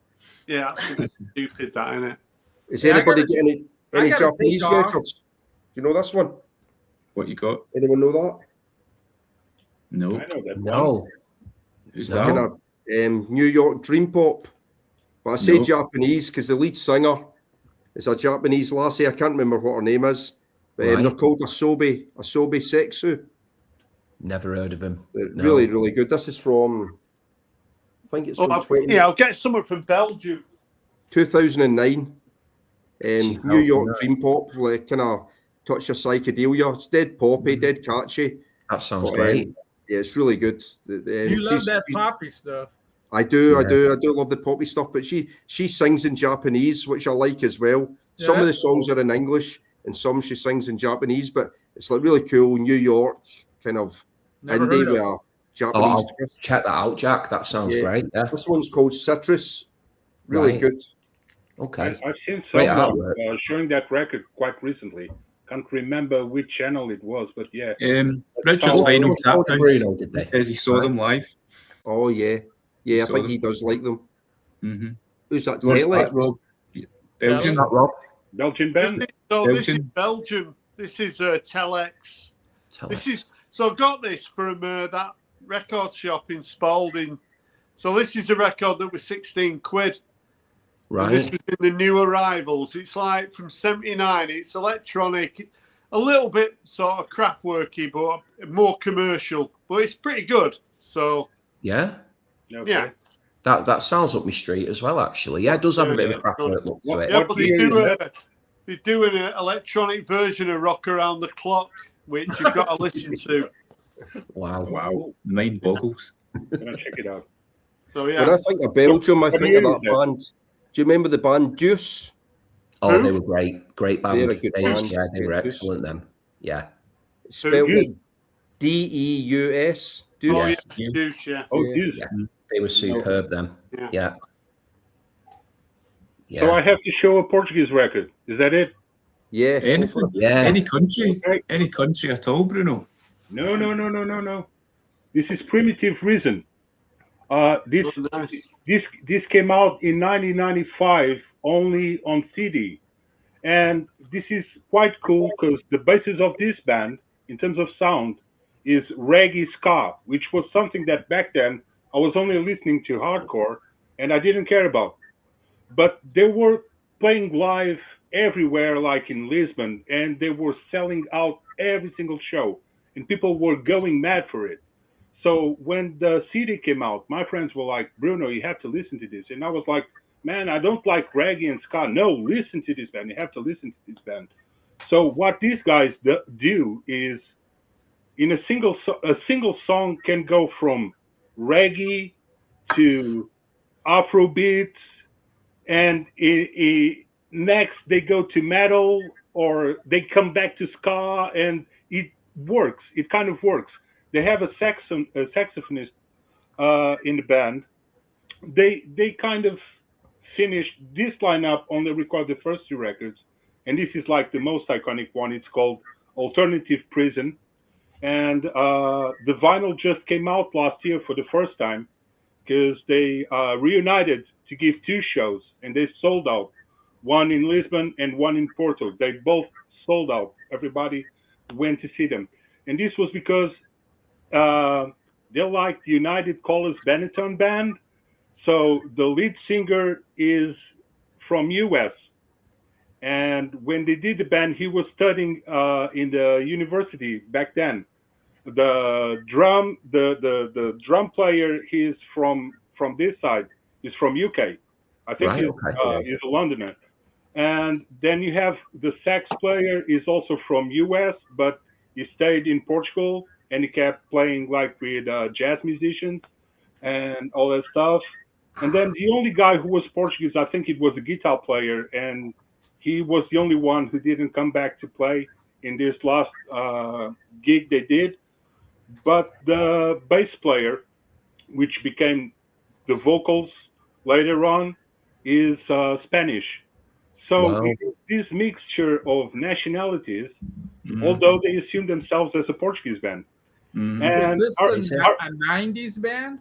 Yeah, from 1994, this record. And I really advise it. The production is not the best, but it's not the worst. But you can really dance with this and feel like to go moshing at the same time. So they all over the place, but it's really, really cool. And I just acquired. This comes like in 2 colors. One record is blue, the other record is white. I really advise this one. Looks it's one of my favorite Portuguese bands ever, man. The album cover looks like I thought it was going to be like a soundtrack for the Killer Clowns from Outer Space movie. Yeah, it kind of looks like. It kind of looks same like. kind of cover. Yeah. Do you want to see a record from New Zealand? Oh, yeah, I saw what it was there. Yeah. Not if you're showing it. So I bought this on Sunday in Lincoln. So it's the Chills. Oh yeah, great band. Yeah. So this is their debut from 87, I think it is. So it's a nice find, that, Rob. Yeah, I got a £5 knocked off it. So, but you can get this like a double disc version for about. What's on that one, Rob? Pardon? What's on that one? What songs are on it? Well, a lot. There's one called you'll probably like it. It's called Wet Blanket. That's probably the best one on here. But they did some singles that aren't on here, and they're on the reissue. So the reissues come out on 2 discs, and it's just over £30, I think, on Amazon. So that might actually be a better buy than this, even though this is like an original.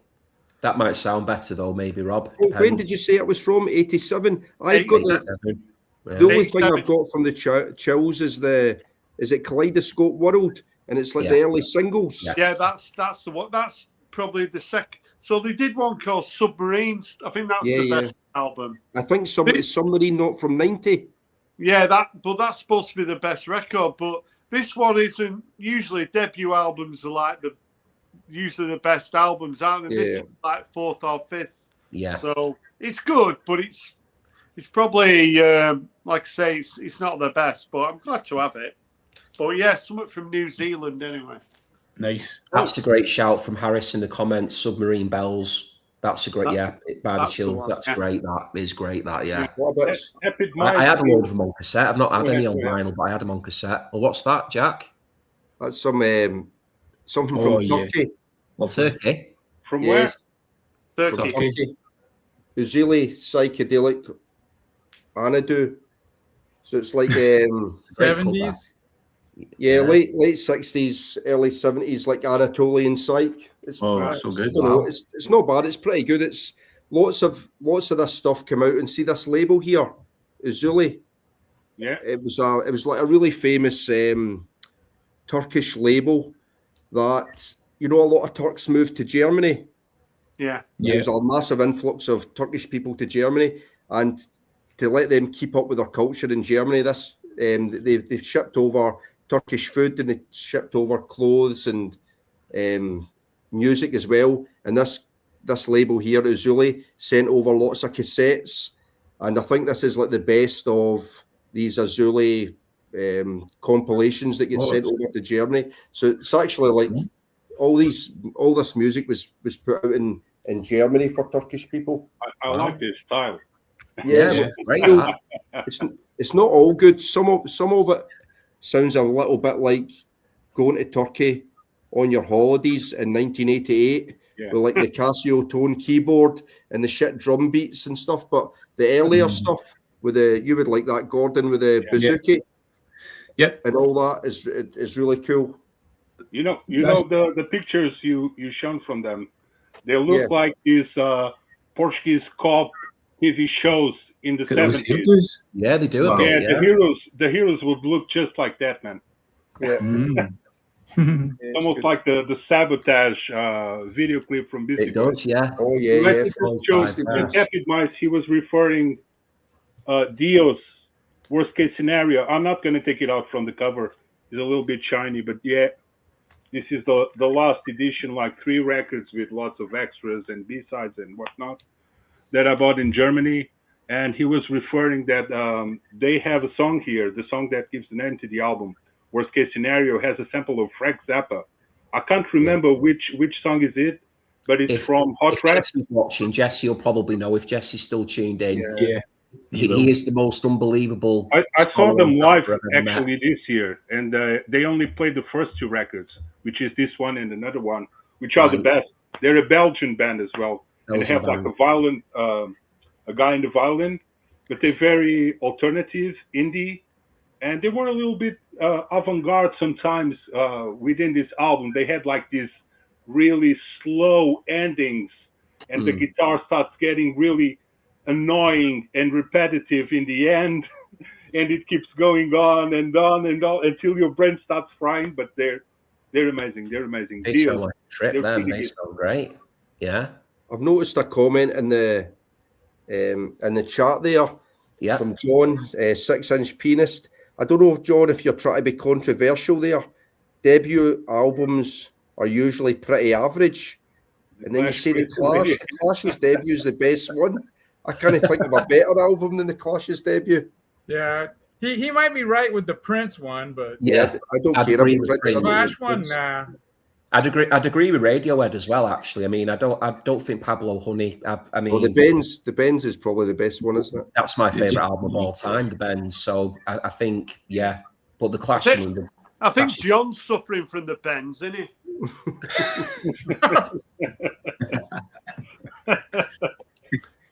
Hey, you guys, I'm gonna leave. Cool, man. I'm painting. I'm doing some painting, and my wife's giving me the side eye. Get back to work, you know. But I have a question. Someone said I'm an oil tanker. What is that? Is that an English slang? Isn't it? That's rhyming slang. It's rhyming slang. It rhymes. What does oil tanker rhyme with? It's not an English slang. What does tanker rhyme with? Just get the water off. All right. Yeah. Enough said. See you tankers later. You're rich. Cool. That's funny. But Richie joined us, then he's away to do his painting. I love that. That's brilliant. Harris is saying Canada. I'll flash one up quickly for Canada. Nothing needs to be said about this one. Oh yeah. Fabulous. But Uncle Neil. But what are your thoughts on A Man Needs a Maid? I think that I love it. Just can't, brilliant. I can't, no. Great song. I can't do that song at all. I think it wrecked the album. It didn't wreck the album. I heard you saying that on a video. Not that one, Gordon. No. I love Man Needs a Maid. Do you like it, Christian? Yeah. Oh, I love it. No, it's just out of place for me on that album. It sounds dead grand. I think it sounds like Words. It's got the same kind of sound as that song. Uh-huh. Bruno, what you got? It's a Canadian band. If you like Sigur Rós, they're I think they're better, and Mogwai as well. So these guys are called Godspeed You Black Emperor. Oh yeah. I don't know the album, but I love the band. At least the first 3 records. This is the second one, but this is just one EP, which is 2 songs that sound like one, and they're very cinematic. Yeah. That's the best I can tell you. Yeah. It's like post-rock in Yeah. the vein of Mogwai and Yeah. Sigur Rós, but they kind of put these samples, voice samples. Yeah. I don't know if they take them out from some movies. In here, Yeah. they interview a guy, I think in Toronto, and a guy in the street who was protesting, like a homeless guy who was protesting against the government. So you have this really, really emotive build-up while the guys start getting angrier and angrier with his speech. Oh gosh, this is amazing. This is Slow Riot for Zero Canada, if I'm not wrong. This is probably my favorite one. But the first one and the second one, the second album, which is Lift Your Skinny Fists Like Antennas to Heaven. That one is pretty good. I saw them live last year. There's a few songs. If you saw the first 28 Days Later, yes, there's the scene where the actor wakes up. I can't remember the name of the guy. He's really well known from Cillian Murphy. Yeah, he just got out from the hospital and starts walking in London, and London is completely deserted. The song behind, that's Godspeed You Black Emperor. They're pretty good. They're probably my favorite Canada artist. Amazing. Oh, wow. Okay. Yeah. Has anyone listened to the new soundtrack from the new 28 years later movies? It's yeah. From Edinburgh band, Young Knives. Yeah, Young Knives are brilliant. Yeah, is it them who've done the soundtrack? Is it? I didn't know they were still going there. Right? Jack, you mean Young Fathers, not Young Sorry, Knives? Young Fathers. Young Fathers. Young Fathers. They're punk band, weren't they? They're Scottish as well. Yeah, from Edinburgh. Edinburgh. I didn't know that. They're brilliant. I really like them. I listened to the last album, not the soundtrack, and it was the first time I knew about them, and I was completely surrendered to the band. They're pretty amazing. They're pretty good. Quite a mix. Awesome. It's a good one. And everybody's talking about Boards of Canada. I never heard about Boards of Canada besides this year. Yeah. But everybody's going mad with the new album. Did anyone listen to the new album of Boards of Canada? I tell you, it's better than the new Paul McCartney album. Oh. You know, I was about to do a video about Paul McCartney because I'm not going to buy the album, but it's not because I hate the album. Actually, in a long time, I'm going to be honest with you, it's the first time that I listened to a Paul McCartney record in a long time that I got this feeling I know what this is all about. And to be honest with you, I've watched I don't know how many videos trying to find one who had the same kind of theory than me, which is, man, Paul McCartney is 84 years old. Most of the people are like, oh, this is not going to be his last album. How long did it took him to put this album out? Yeah. He's not new. He had like a full life. He took lots of drugs and drank lots of alcohol. Yeah. He's like this kind of guy. He's not going to tell anyone, I'm throwing the towel. He never did that. He always had this posture of not breaking up, no matter what, even with John Lennon's death. So I believe that this is his goodbye, his way to say goodbye and thank to everyone who offered the life he had until now. And I think that's what, for me, the album is about. So to be honest with you, I grew up with the Beatles. I was quite young when John Lennon died, so it didn't affect me. But when George Harrison died, it was the first time that like a celebrity died, and it affected me sentimentally because I grew up. Since I was a kid, the Beatles were like the door for everything. And it kind of hurt a little bit if I don't know how to express it better. But I don't feel like to listen to this album because I know what he's trying to say. He's like an old guy saying thank you to everyone who provided him the life he had until now. And honestly, I don't want to listen to that. Besides that, I think it's a very good album. And one of the things I like, not the production, I think the production actually is quite shite. I agree with Mazzy on that one. Yeah. But I think in terms of what he did in this album, it was like the most honest he could be with what he could give right now. And knowing Paul McCartney, that's the first time I'm seeing him doing that. Because even the last single from the Beatles, he used AI to do the voices of George Harrison and John Lennon. So he recorded the voices and then he put AI to sound them like Lennon and Harrison. I think that was it. And in this album, he was aware that what everybody was talking about when he went to the CNL a few years ago, and everybody was like, oh, Paul McCartney doesn't know how to sing anymore? Is that how old he is? And I think he was like, I'm going to be honest. That's what I can give. I'm not going to make it better, sound better. So I think it's a very good album from top to bottom. But to be honest with you, if I listen to it, the tears roll down from my eyes, because I know where it's coming from.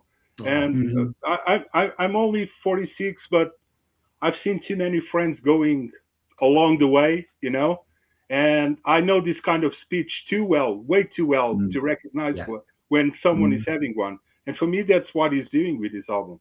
That's what it's all about. It's like, bye-bye, guys. Maybe he will do another album, but this is his goodbye, to be honest with you. So, yeah, really I'm just not going to buy the album because of that. Yeah. When you were saying that there, drugs, womanizing, and alcohol, I thought you were talking about last weekend's VC meetup. Anyone got any Australian records? I think only a CDC. I could get one. I'll go and get one. It's that's a compilation of Australian garage. Nice. I love this. I got this on CD when I was 14, and yeah, absolutely loved it. It's much rawer than like your kind of US garage sound, kind of 60s R&B. Yeah, really cool. I love this. There's four of these Ugly Things comps, but they're rising up in price. Yeah, that's a beauty. Do you have your records in Discogs, Jack? Yeah, sometimes quite a lot. I find I know a lot of people complain about Discogs, but I generally find that you get what you pay for. If you go with a reputable seller, exactly. I'm with you. I like Discogs. I know a lot of people don't, but I think if you try and do it on the cheap, and if you don't pay attention to people's ratings, then you can get maybe burnt. But I get burnt all the time on Vinted. You get amazing deals on Vinted, but you're dealing with people who have got no idea about posting records. So you take your chances. And I got one the other day, and I'm about to send it back. I got you know that girl MIA, the hip hop girl that did Paper Planes and all that. I got her album, and they described it as mint condition, freaking perfect all the way through to the last track, and then the last track's just constant, and there's a big scratch right round the last track. So yeah, there's only room for one wanker on here, so get him. We already had the number one. We already had Richie. You have I wanted to see if your hair was real. That's all. It's been almost 2 years since we hung out. You're talking to me? Yes. You know my hair's real. When you were pulling it, you know it's real. Rob, you were talking about Australian bands. Do you know Tropical Foxtorn? Yeah. Range, Brisbane. Yeah, I'm thinking on going to see their concert in November. I think they're coming to London. I quite like it. I knew them because of Emil and the Sniffers, because I think a split single. But I don't even like the songs that are in there that much. But their last album is pretty damn good. And it came out last year. I don't know too many people who know about them, to be honest with you. Yeah, they're good. One of their albums. Yeah. See your Rob, see that Go-Betweens? Yeah. Is that an expensive one? It's about, I know a lot of their stuff is really dear. Yeah, it's like 35, 45, something like that. Yeah. It's a good one. From 84, this. So Bachelor Kisses, Rob, is just one of the best songs he ever did, isn't it? Opening track on that is stunning. Yeah. It's that 16 Lovers Lane's the one I've been after, but it's hard. Masterpiece, that album. I've got most of them. Yeah. Have you got 16 Lovers Lane? Have you got that one? Yeah. Amazing album. Yeah. It's a great album, that. Are we supposed to hold up? Is Matty going to show something? Because I'll go and find something if he's going to come on. What, Jack? Are we supposed to hold up answers to your question? What's going on? Yeah. No, there's none of that. No, none of that on Australian, you said, didn't you, Rob? So Yeah. I've got my Triffids collection here. So I'll just show these very quick. So these are all Triffids albums, these ones. That's Treeless Plain, that one. Yeah. These are a great group. I've got that Callan shirt. Sandy Devotional. That's a good one, isn't it? Yeah, it's a really good one. Wide Open Roads on that one. This one, In the Pines, got that one as well. Yeah. This is probably my favourite Triffids record. This one, Calenture. Yeah, I got a Triffids record. I've got that one. Trick of the Light and Bury Me Deep in Love on it. Black Swan, it's a good one. Bit underrated, that one. Bit more of an electronic sound to that one. That's got some nice stuff on it. And then I've also got this live album from Stockholm as well. So if you want to make a connection to Sweden, the World Cup there, Gordon, you've got a Swedish connection there with the Triffids as well. It's a nice album, that one. Great collection. There's a comment. I think that might be all their. I think that might be all their studio albums. Actually, the Triffids. I think I might actually have a clean sweep. Oh, I've not. No, that's off Black Swan, isn't it? Goodbye, Little Boy. Yeah, that's. Yeah, this were £2 in Spalding, so you can get good records in there. So you just picked that up the other day, Rob? Yeah, for £2. Yeah. Oh wow. Is that a 12-inch? That one as well. That. Yeah, 12-inch. Yeah. They're all. Go Home Eddie's probably the best track on here. Right, but I've got a Japanese one here. It's just lying around the house. Oh wow! Excellent! Wow. Yeah. Mazzy loves this one, don't you, Mazzy? I like the Police. I kind of got tired of them when I got tired of them, but I like the Police. Yeah, there goes the Paul McCartney fan. Oh wow! He's still putting out records. I mean, you know. Yeah. Now, I was trying to be polite and not drink London Dry. Like apparently overnight or last couple of nights, all these Scottish guys drank all the beer at the Sam Adams facility in Boston. So I don't want to be one of those guys, like sucking out all the beer. Yeah, they know what they're doing, them guys. Anyone know? I was going to ask you, have you got any plans to maybe go over to Den Bosch, or is it? Are you allowed to? Travel? At this point, as I'm in my elder years, getting up there like Paul McCartney, as much money as it costs to go to Den Bosch is a lot. I'd rather go to London and hang out with, than a weekend in. I've been to Amsterdam. I've been to Rotterdam. But you haven't been to Amsterdam with me, have you? No, I haven't. And I don't think you and I are going to Fire Island for the weekend ever. Okay, I don't know if you know that reference, but yeah. I don't know. I don't buy a lot of new record or used records anymore. Nothing to do with collectibles. So I'm going to LA to the Vinyl Con in August. It's close. It's easy for me. It's nothing to do with buying records, is it? What do you want to do in Amsterdam? I like Amsterdam, but this is not in Amsterdam, is it? You're close. You're close to Amsterdam. I know. You wouldn't buy a record if you're in Amsterdam for too long. No. You'd be hanging out the back of a prosy. Woofed. I didn't bring my translator. What did you say? I can what? Was that something that was either something about a hash bar or a hooker? Yeah, but you'd be hanging out the back of a prostitute. Oh dear me. Okay, I didn't hear that. Yeah. I've been there, done that. I've been to Amsterdam when I was young. Not that I did that, but yeah. No. Den Bosch. I'd like to, I'm spoiled now. I just, if someone wants to, bring me there, put me up. I don't, and I'm not trying to sound snobbish, but it's not a priority financially for me at the moment. No, I get that. Yeah. If you did more videos, you earn more money and then you could go. Hey, I don't have to sit in submarines all day. So that's why I'm doing videos. I've got the Benz. I've been off this week, but I've got the Benz, me. Then you should do the top 10 Benz albums. Yeah. Radiohead album. Mm-hmm.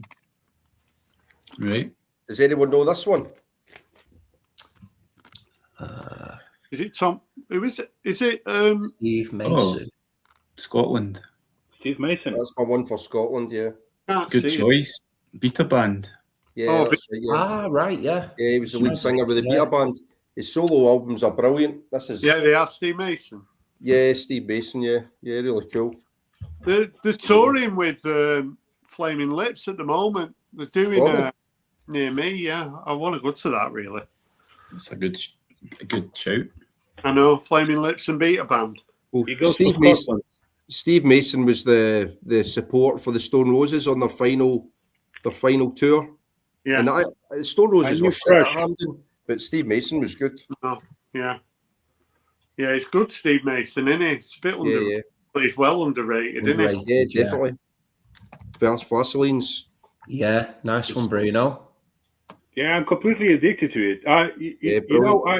I used to prefer the versions from Nirvana for a long time. Yeah. But I think I got tired of it because especially McKee doesn't have like a nice voice. And I think she recognizes it, Frances McKee. But I think that I learned how to like her way of doing music in her naive way, we can say that. Yeah. So I got completely addicted to it. So I got everything from the Vaselines last month, and I think this month probably I'm gonna get her solo album, and she has a project that only has one LP. Can't remember the name right now, but it's brilliant. The album is that the one with the red cover, Bruno? Is it X something? It's called, is it something like that?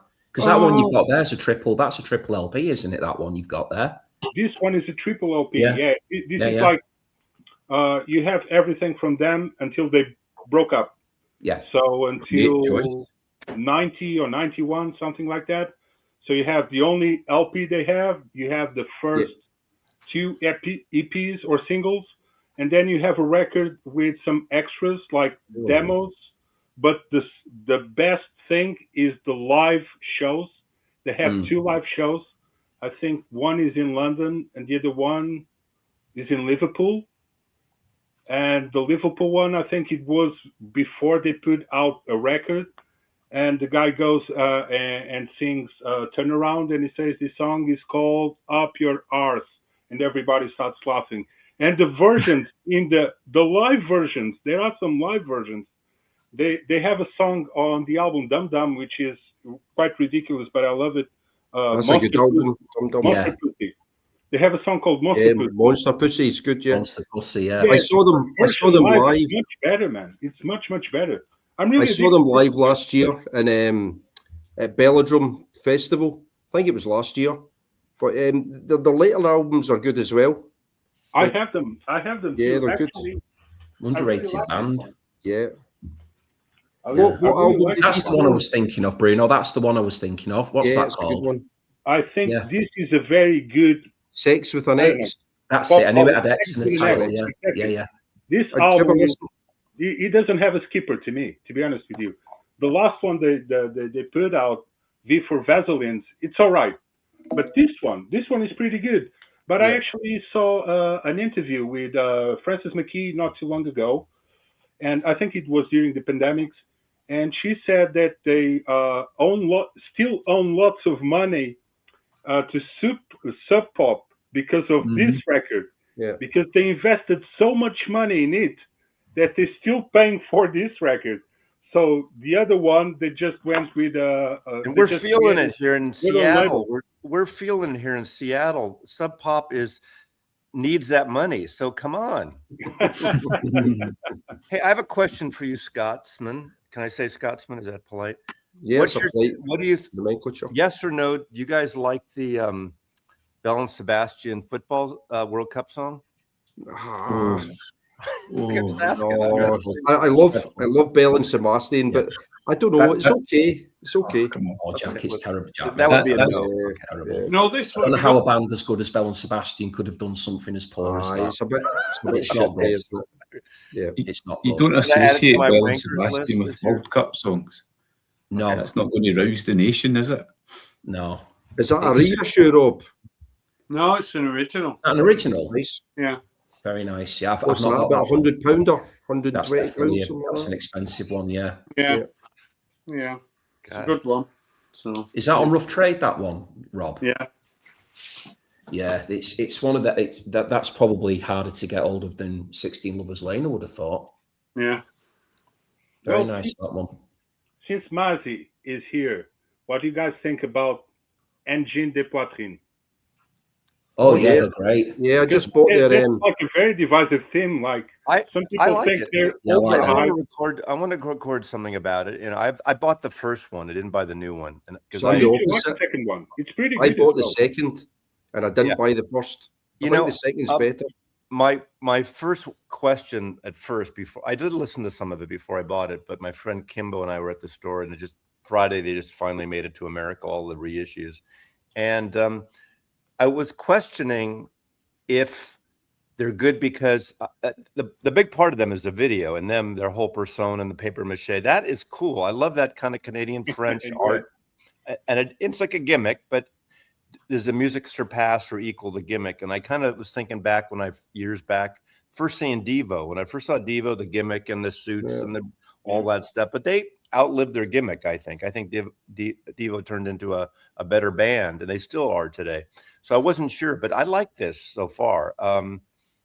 Yeah, I like it. I mean, it's not the greatest thing I've ever heard, but why not? And it, any way to get attention. And actually, KEXP, the radio station in the States here in Seattle, showed that the live thing or that performance, and that's the one that went viral, at least here, and got them sort of massive all of a sudden. Yeah, all around the world, I think it was with the KEXP performance. Yeah, that was my introduction to the performance. Yeah, those KEXP performances are brilliant. Did you ever see the one with the French band Slift? I think I did actually. Oh, it's amazing, so good. They do that song from Ilion, their second album. I love those KEXP. Yeah, they're really good. It was on KEXP that I heard Dry Cleaning for the first time. And they had this performance during the pandemics. Oh, yeah. They did it, I think it was... there you go. It's a Seattle radio station, isn't it? Yeah, they have a great... It's like it's a what we call a public station here, nonprofit. They raise money and stuff. And they have a great facility. It's at Seattle Center where Key Arena is, where the Space Needle is, where the big... museum, Mopop used to be the EXP, and they have an open space, almost like a college study hall with a Sub Pop little mini store in the corner, and they have a espresso cafe. It's really a nice place to hang out if you're over in that cross town from me. And if you can sign up for tours, and depending on the band, like I went there and saw that where they have that space with all the little dot lights. They can fit about 20 people in to watch it live. That's all if they go in that studio, and you have to sign up. But I think I saw 2 shows. I saw a band called the Dream Syndicate did a live show there. I forgot the other band, but otherwise, if they're real popular, it's packed. But sometimes they do live performances in a larger space. But it's a great place. If you're in Seattle, it's kind of a must stop. That's cool. Yeah, I know lots of bands from. KEXP videos. Yeah. Have you seen Black Angels XP performance? Black Angels. Have you seen that one? That's I didn't see it.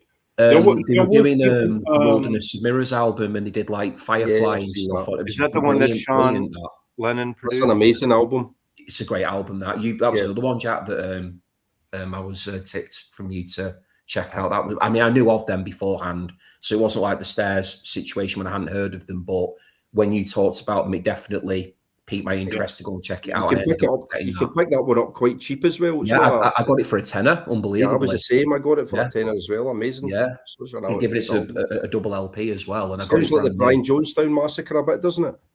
Yeah, San Francisco band. Originally a San Francisco band, Brian Jonestown. Yeah. Oh no, I thought they were. Are they not a port? I thought they were a Portland. Well, they're not in San Francisco anymore. But they formed initially in the 90s in San Francisco.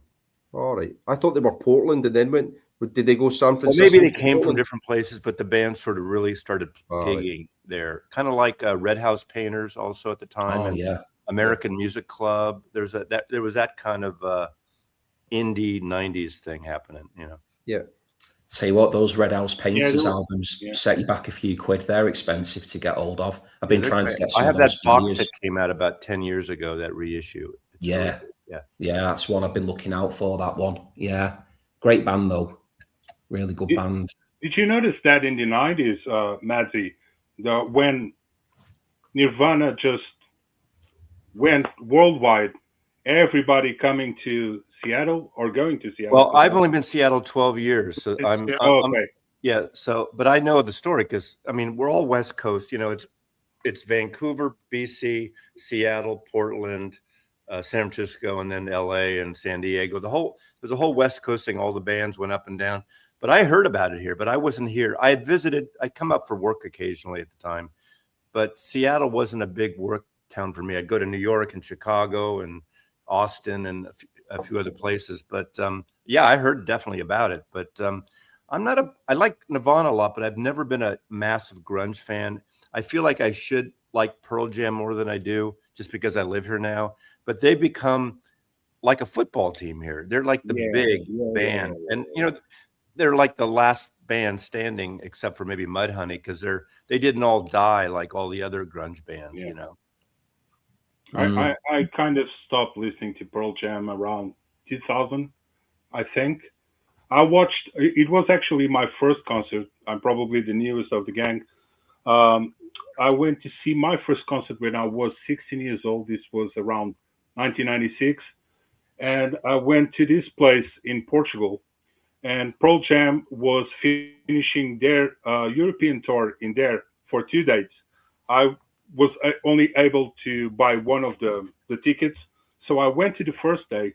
And they did something quite cool. It was the Fastbacks opening, but they had an extra opening act, but they were all wearing these Mexican wrestling luchadors. The band that backs Nick Lowe, probably. Yeah, and they did a band called The What, which was only playing covers from The Who. And everybody was like, that sounds like Eddie Vedder. So we found out later that it was like a mix of Pearl Jam and the Fastbacks doing only covers of The Who. And that was actually pretty cool. That's cool. But the coolest thing, and this was my first ever big concert that I went to see, was Eddie Vedder. The place was really high until the place was really high. So there was like this light thing that went all the way to the top. And Eddie Vedder was quite crazy back then. He climbed it all the way to the top. He's a tiny guy. Everybody in the crowd was like, jump, jump, jump. And no one believed that he would jump. That was quite a jump. I'm being honest. And the guy jumped. Yeah. And then he was that young. I have a friend here. I have a friend who's he's disappearing. There was a hole in the ground. And for seconds, everybody was like, he died. He's dead. He killed himself. He's a tiny guy. And he used to jump on the light fixtures. And there's one famous. He came up. There was only a strip of his shirt.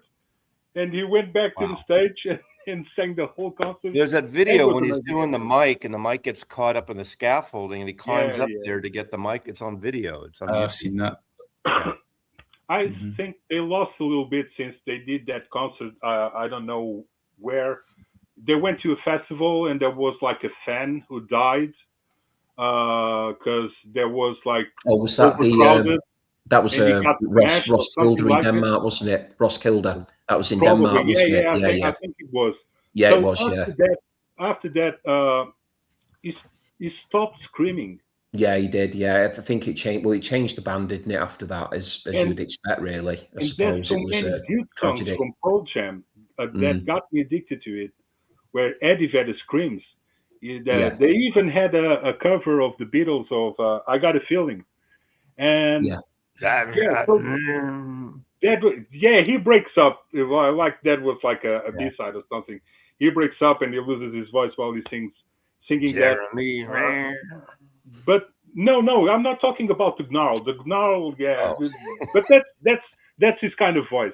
And but it was when he went like to this screaming voice, like there's an album Yield, and they have like this evolution. I can't remember the name of the song right now. Hold on. Evolution, baby. Oh Gosh, I'm terrible with names.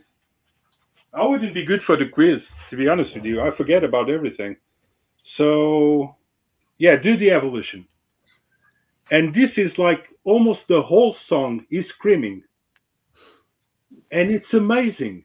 And it's amazing. And no one sounds like him. It's really the screaming, but it's not more aggressive than rock and roll. But I don't know. And he lost that. So when he lost that and he stopped doing that, Pearl Jam for me was like, it just went downhill.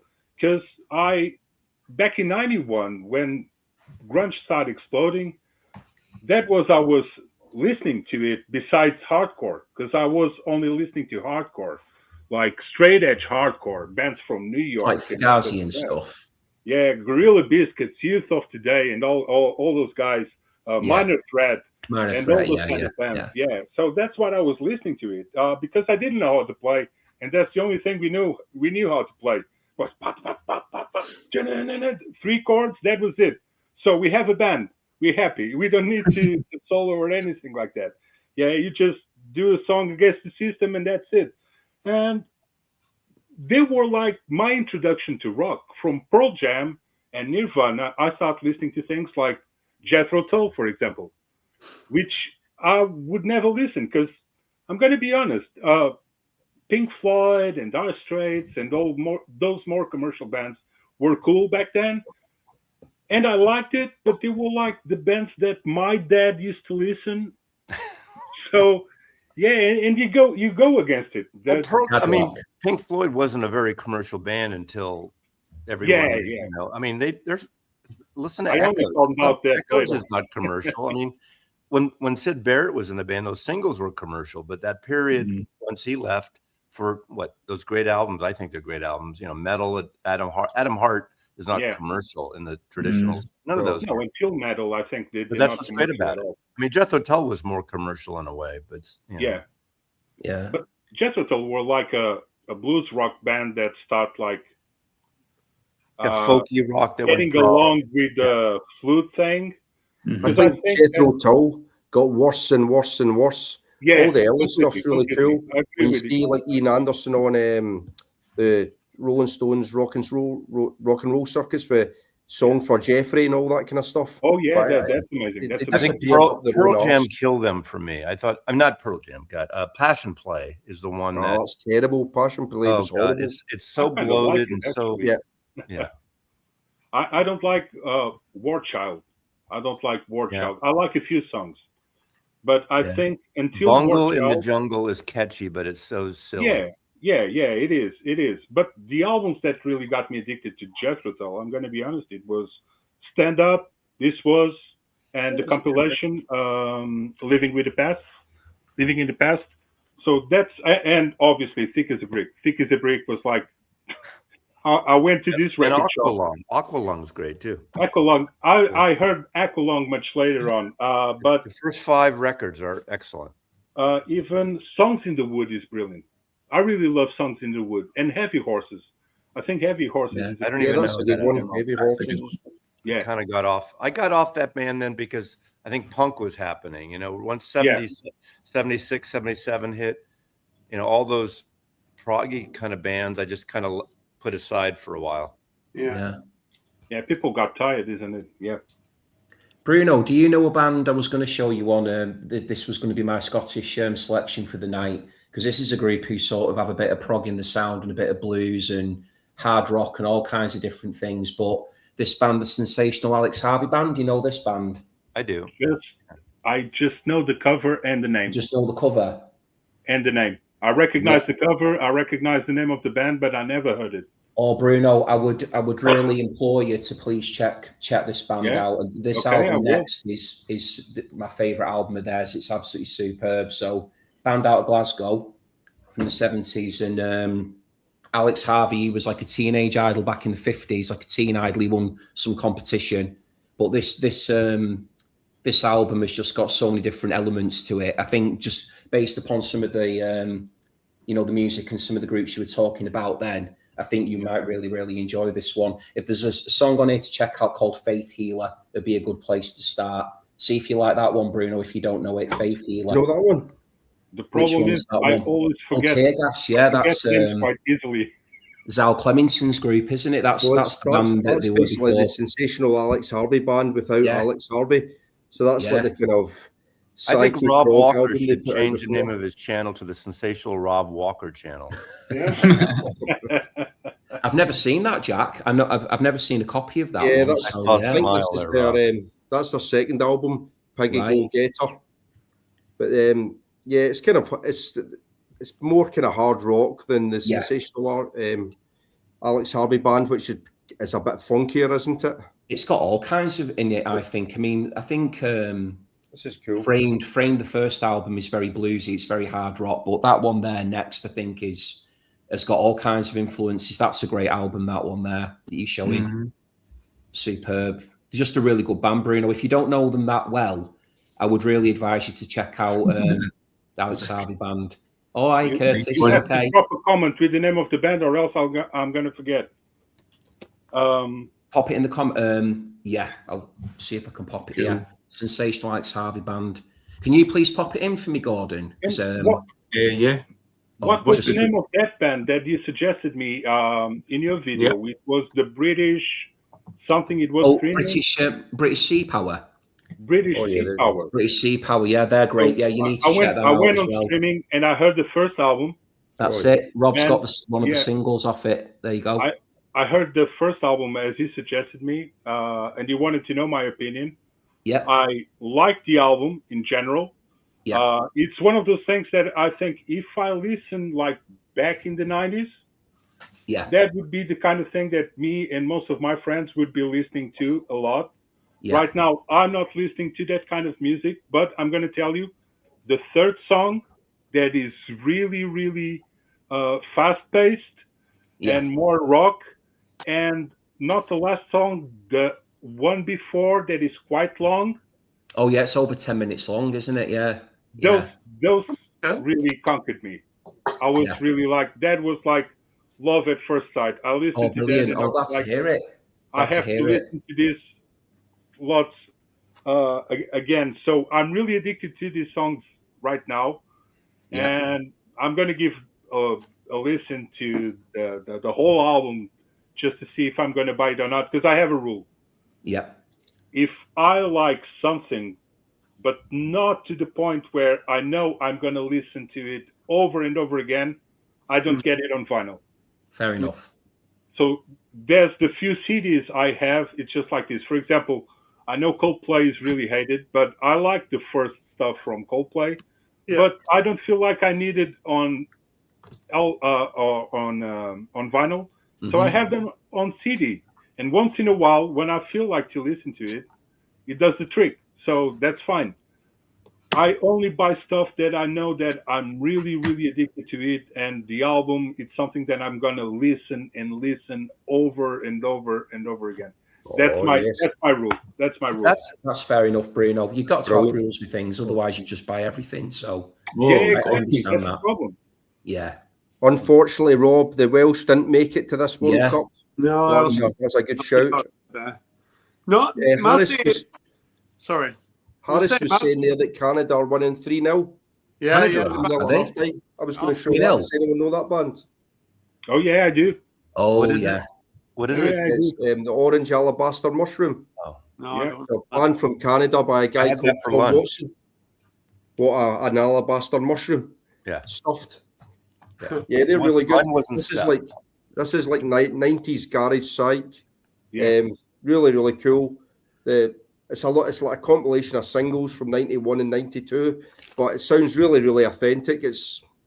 I don't know, like when you think of like psychedelic music, a lot of people would consider things like Dream Pop and Manchester, like the Charlatans and the Stone Roses and all that, and all these other bands that kind of take psychedelic music in different ways. This is like the type of music that just looks back to the 60s, and it's a bit of a kind of rehash, I suppose, of bands like the Seeds or the Standells.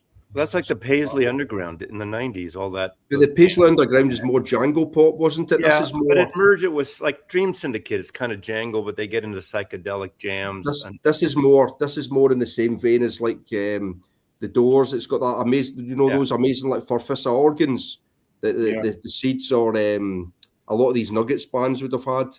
Yeah. But yeah, it's really good. It's one guy, Greg Watson, is pretty much the whole band, but he's commented on my channel a number of times. Oh, wow. So he must be hard up. But no, this is really, really cool. Yeah. I've got to say. Is that quite a difficult one to get hold of, Jack? It is. It's you probably pay about. It's not like mega expensive, like maybe 40 or 50 quid. It's kind of similar to the stairs.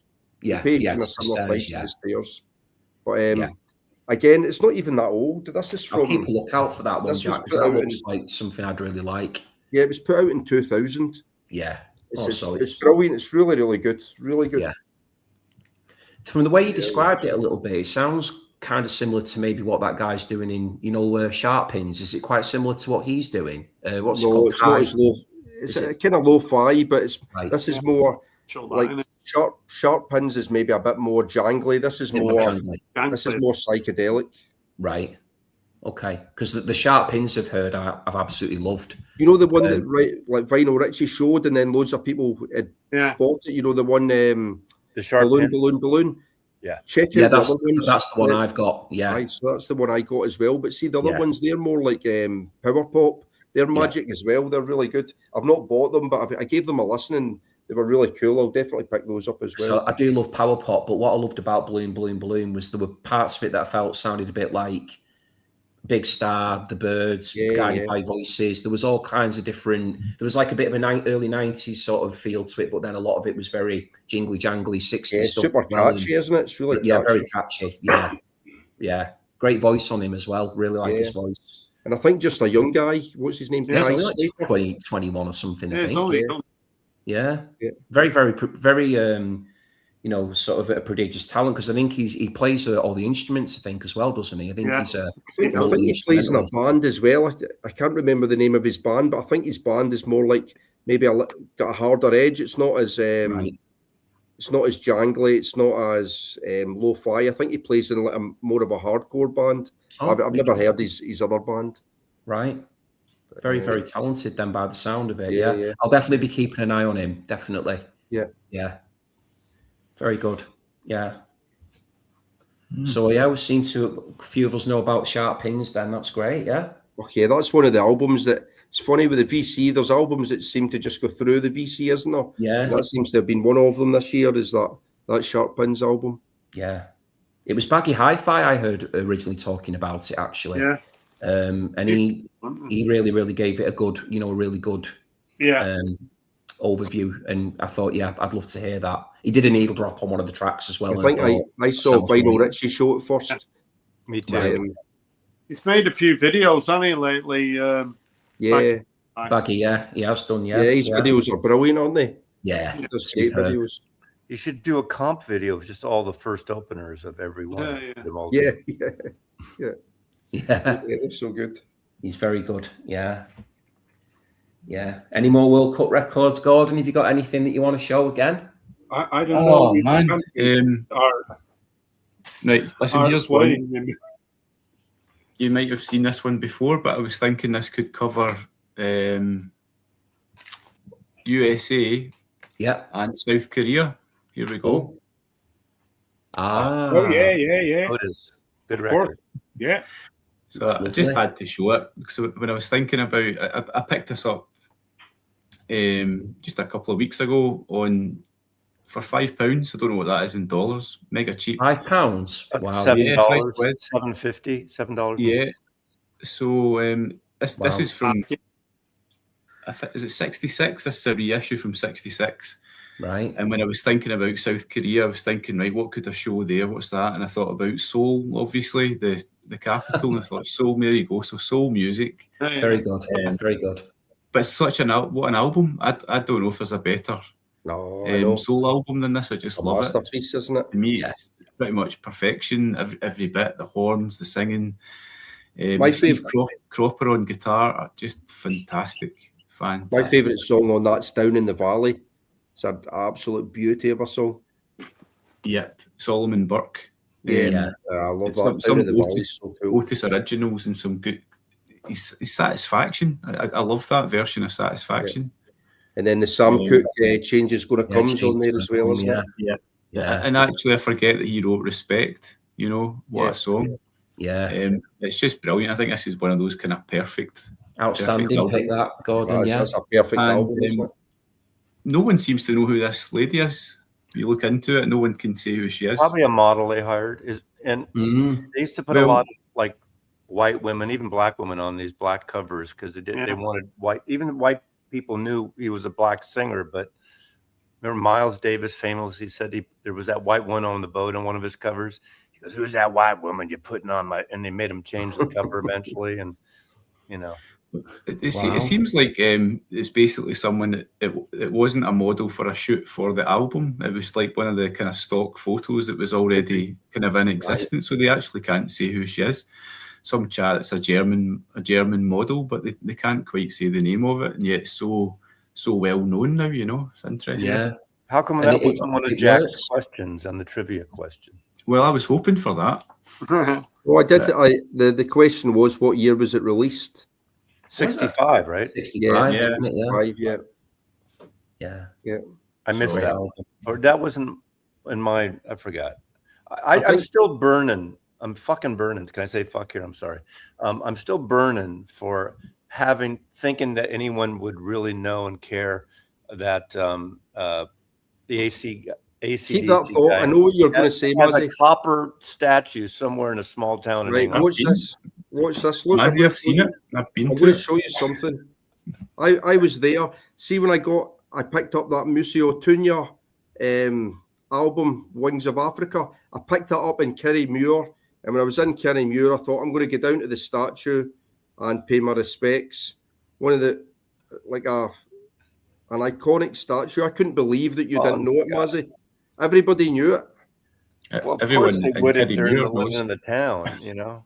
We have a Jimi Hendrix statue here, okay? And we have burial sites for, what's his name? Bruce Lee and Jason Lee here, and Jimi Hendrix. I only knew that Bruce Lee was buried in Seattle because that's this horrible action movie from the 80s. I can't remember the name right now. With, what's the name of the guy? Yeah, there's like this movie where this kid everybody kicks his ass, and then he asks to the spirit of Bruce Lee to teach him how to fight. I think it's with Jean-Claude Van Damme. And do they go to the cemetery? It's so terrible that it's good. Yeah, he goes to the cemetery. It's a really beautiful cemetery. And he asks Bruce Lee to teach him how to play. It's a beautiful cemetery. To fight. The movie, the guy who plays Bruce Lee doesn't even look like Bruce Lee. I don't think they even knew what they were doing in terms of martial arts, but the movie is brilliant. I can't remember the movie. No Surrender, I think. No Surrender. Oh, no retreat, no surrender. Yeah. Probably it was from Canon movies or something like that. They had like some of the worst but most brilliant at the same time movies. They're so bad that they are good. He's the baddie. Yeah, one of the few that he was a baddie in. Yeah, That's there was a couple early on that he was a baddie in, like Black Eagles when he was a baddie in. But he ended up obviously wanting to be the hero after a while, didn't he? Yeah, he got a bit funny about that. I think he wanted to stop being the villain and be the hero. What's that one, Jack? This is a mixture of Scotland and Spain. Can you guess it? Do you know what it is? I can't see it. Scotland and Spain. No, I know what's the band? Is it Baccarat? It's Baccarat, yeah. Oh, Baccarat. Nice one, Rob. Oh, yeah. Nice one, Rob. Yes, or I Can Boogie. Oh, of course, yeah. The anthem, yeah. That's great. That's the girl duo. Disco. That's right. The two Spanish birds, the two Spanish girls. Great disco, isn't it? Yeah, brilliant song, yeah. What a tune. Scottish anthem now. Yeah, I Can Boogie. The juice is flowing. It does, yeah. Yeah, they played it the other night after the Haiti game, didn't they? That one really gets you in the mood. It's like a battle anthem now. That's it. Disco. Yeah. Let's go. Definitely. Yeah. That's a great song, that. What about Brazil? Did anyone show Brazil? No Brazil so far. You got some Sepultura there, Bruno, have you? No, Sepultura. No. Bruno, where do you live, Bruno? Oh, you have that. That's Mutantes. Os Mutantes. Where does Bruno yes. live? Os Mutantes, yeah. With Rita Lee. Yeah, the debut album. Yeah, Superb. What a brilliant album. What a great cover that's that is amazing. as well. I was going to go for a really crappy link with Brazil, Gordon, then I decided against it. I had an album that has got a song called Brazil on it, and I thought, nah, No, there's got to be a good, better one than that. That's a good shout, though. Yeah, so I didn't end up showing it. It was a band called, an artist called Tav Falco, who had a group called the Panther Burns. I've got it downstairs, but there's a song on it called Brazil. The album's called Behind the Magnolia Curtain. So if you're really into the Cramps and stuff like that, like really, really sort of messy, horrible, noisy, psychobilly type stuff, then Tav Falco and his Panther Burns, that's a great band that. So I've got that album downstairs. So that was going to be my Brazil pick, but I just left it downstairs in the end. That's a good shout. Yeah. So this is from '94. It's back then it was called Chico Science and Nação Zumbi, or Zumbi Nation. It's not zombie. Zumbi was like a saint from them. And these guys are quite a mix. And they were original back then. Nowadays you have lots of bands doing this stuff. But what the guy did was he started singing in a traditional way from the place in Brazil where he used to live. And the background was like rock, reggae, kind of hip hop vibe sometimes, but they didn't have a drummer. You know, when you see like the carnival and everybody's playing like those drums, that was what they have. They had like 6 or 7 or 8 guys playing that, no drummer. So the sound is quite unique. They didn't like this record because the guy who recorded them took out most of the heavy stuff they had live with the distortion on the guitars and all that stuff.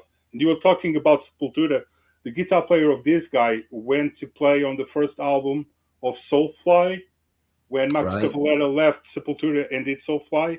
The first record, the guitar player from this band was playing there. So this guy unfortunately recorded 2 albums, Chico Science, and then he went to visit his sister, asked the car, lend me your car, I'm just gonna take a ride. And then he died. That was it. 96, it was that.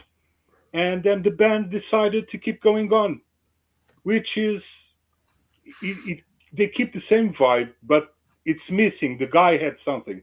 Yeah. This guy really had something.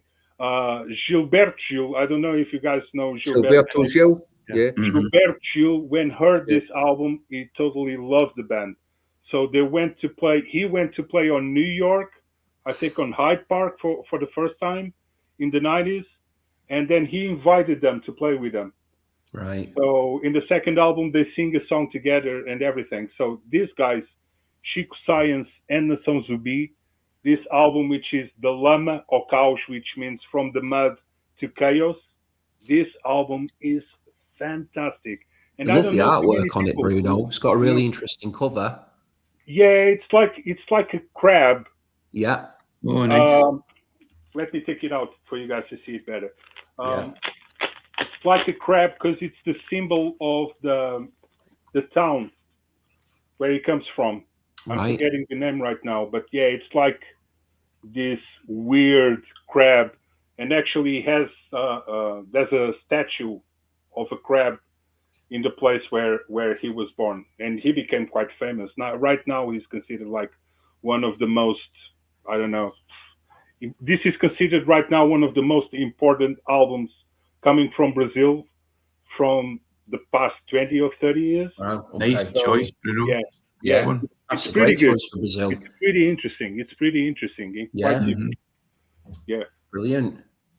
So I wanted to show something different. Yeah, that's a super pick for Brazil. Well, super pick for music, full stop. Yeah. Shouldn't all you guys be in bed now? Isn't it midnight there or something? Yeah, it's 12:15 now. That's midnight, man. Some of us have got an Argentina connection.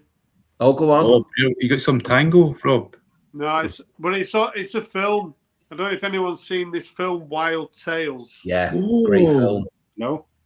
Like Tales of the Unexpected. Yeah, it's brilliant. It's like different stories, isn't it? Superb, that, Rob. Yeah. When's that from, Rob? What decade's that from? Is it 90s? I don't know. I think it might be early 2000s, is it? Yeah, maybe. I know someone put me onto this, and it's. And then when you're watching it, you're thinking Argentina does have like a European kind of look about it as well, parts of it. Because you don't really see Argentina, the cities very often, do you? So no, not really. That as well. But it's an excellent film. That it is. You can get a copy or stream it or something. It's really good. And I do think that the cover, Rob, the bride, I do think that's the best story of the lot as well. Is that the last one? That yeah, I love Astor Piazzolla. I have a bunch of his CDs actually.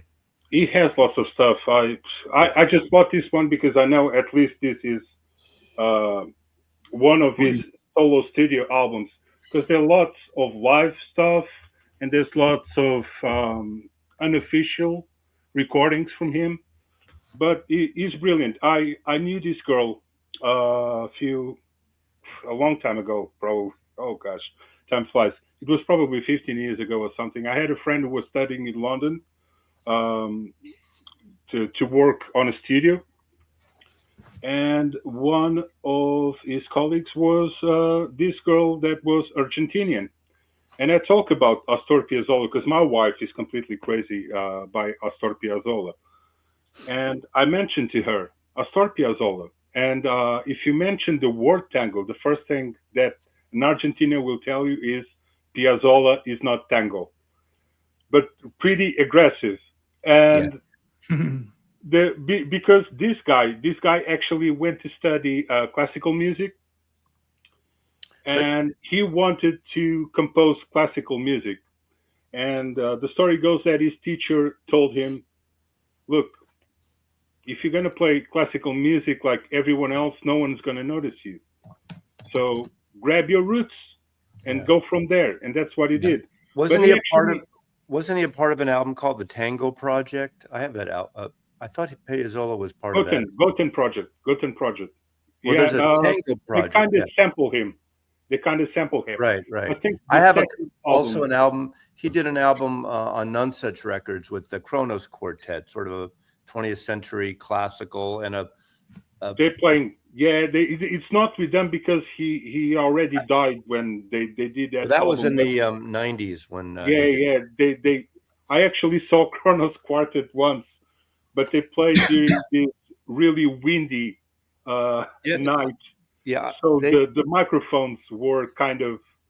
They can be really great, but they back all the time. And I remember they stopped playing like 2 or 3 songs, and then they stopped the concert and went away. But that album they play. That's the thing. There's lots of people playing Piazzolla, but himself playing in a record, it's really hard to find something that is considered official. And this one is the one of the most well-known ones, because this has Adios Nonino. Adios Nonino is his most famous song. And he has another song that if you saw 12 Monkeys, the beginning of 12 Monkeys. With Bruce Willis. Yeah, that's Piazzolla as well.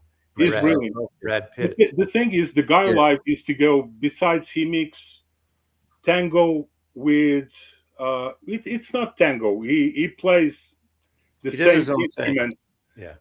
But he goes into a total different thing. And he mixes jazz as well, sometimes in his live concerts. But I think he died in the late 80s or something like that. But yeah, this guy is a genius. He's one of my favorite artists all time, to be honest with you. Wow. Astor Piazzolla is pretty good. But it's really hard to find something. And there's also loads and loads of unofficial recordings from him. I went to Germany.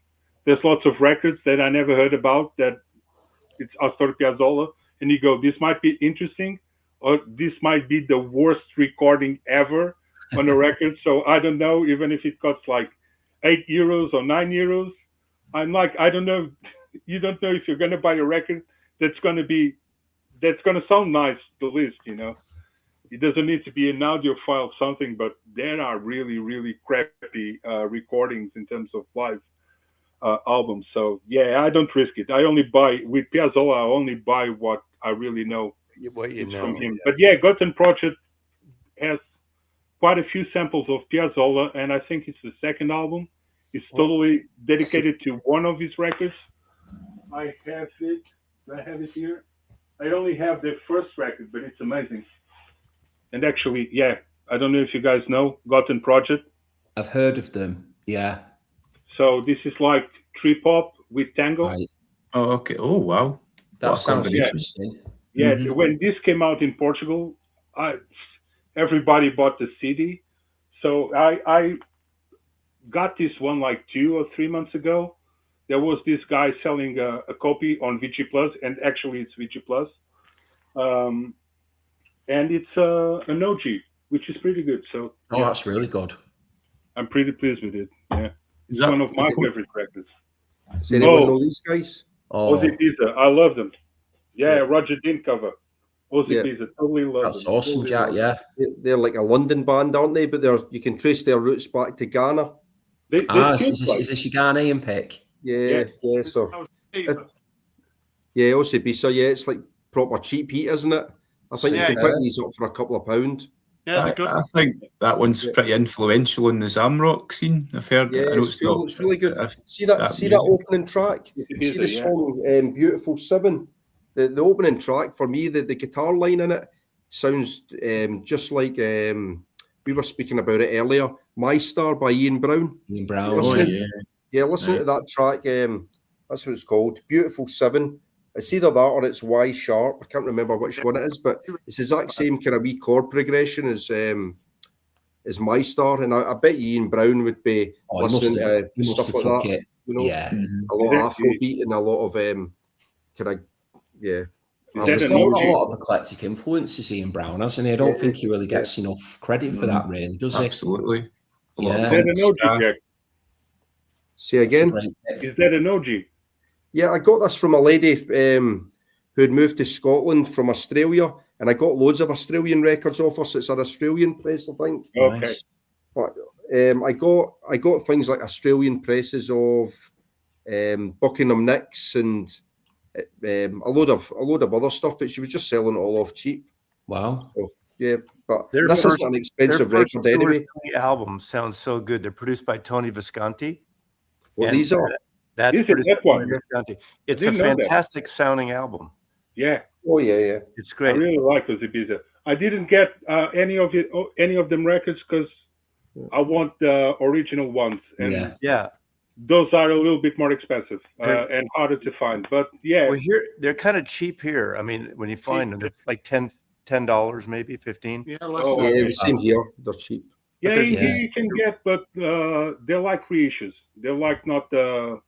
Label from the first pressing is different. I don't know if it's like blue. And that's Roger Dean cover. Roger Dean cover. Roger Dean, yeah. You know that I went to see an exhibition from Roger Dean like 2 or 3 years ago, and I wasn't expecting. It was a really small place, and there was like around 20 people, and he was actually there speaking. Wow. When I got there, he was actually sitting down in a chair with a guy that was his friend, speaking with him for like 1 hour. And then after that, you could like just speak with him, which I did. You mean he's a human being? Really? Everybody was like around him. You can talk to a human being? Asking him for autographs. But there was this girl. This is because of the Ozzy Pizza record. There was this girl, she was probably older than me. She got up and asked him, "Why did you do that elephant? I am scared of that elephant since I was 5 years old because my dad had that record at home. And I was completely scared with that elephant." So yeah, everybody was laughing. What kind of question is African? That? It's African and it's surreal African. He didn't have an answer. It was like I saw them in San Diego. We were on vacation. My last vacation with my parents in San Diego, and I went with my friend. We left for the evening because we wanted to get away from our parents, and we went to I think it was a San Diego Sports Arena, and Osabisa opened up for Three Dog Night. Remember Three Dog Night? Liar and Jeremiah was a bullfrog. Yeah. But I really liked. I never heard Osabisa, and once I got back, I bought one of those albums. I remember.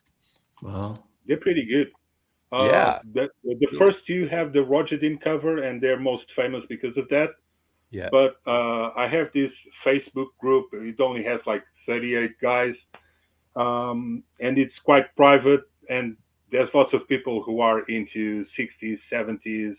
I have this guy who probably is like, I don't know, he's quite old, and he has every single first pressing UK, US of anything you can imagine.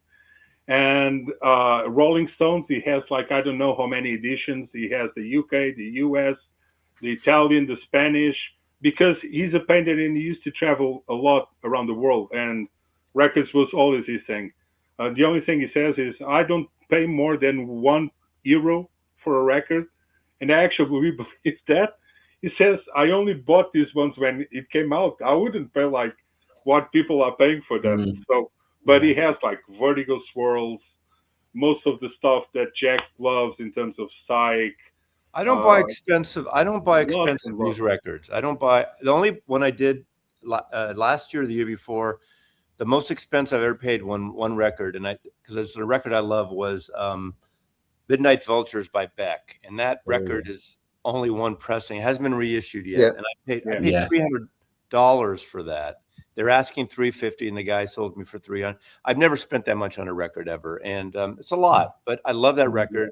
I know the CD's fine, but you know, Mazzy, that a lot of there's been a lot of unofficial Midnight Vultures have been put out recently. They look like Italian imports or something. Yeah,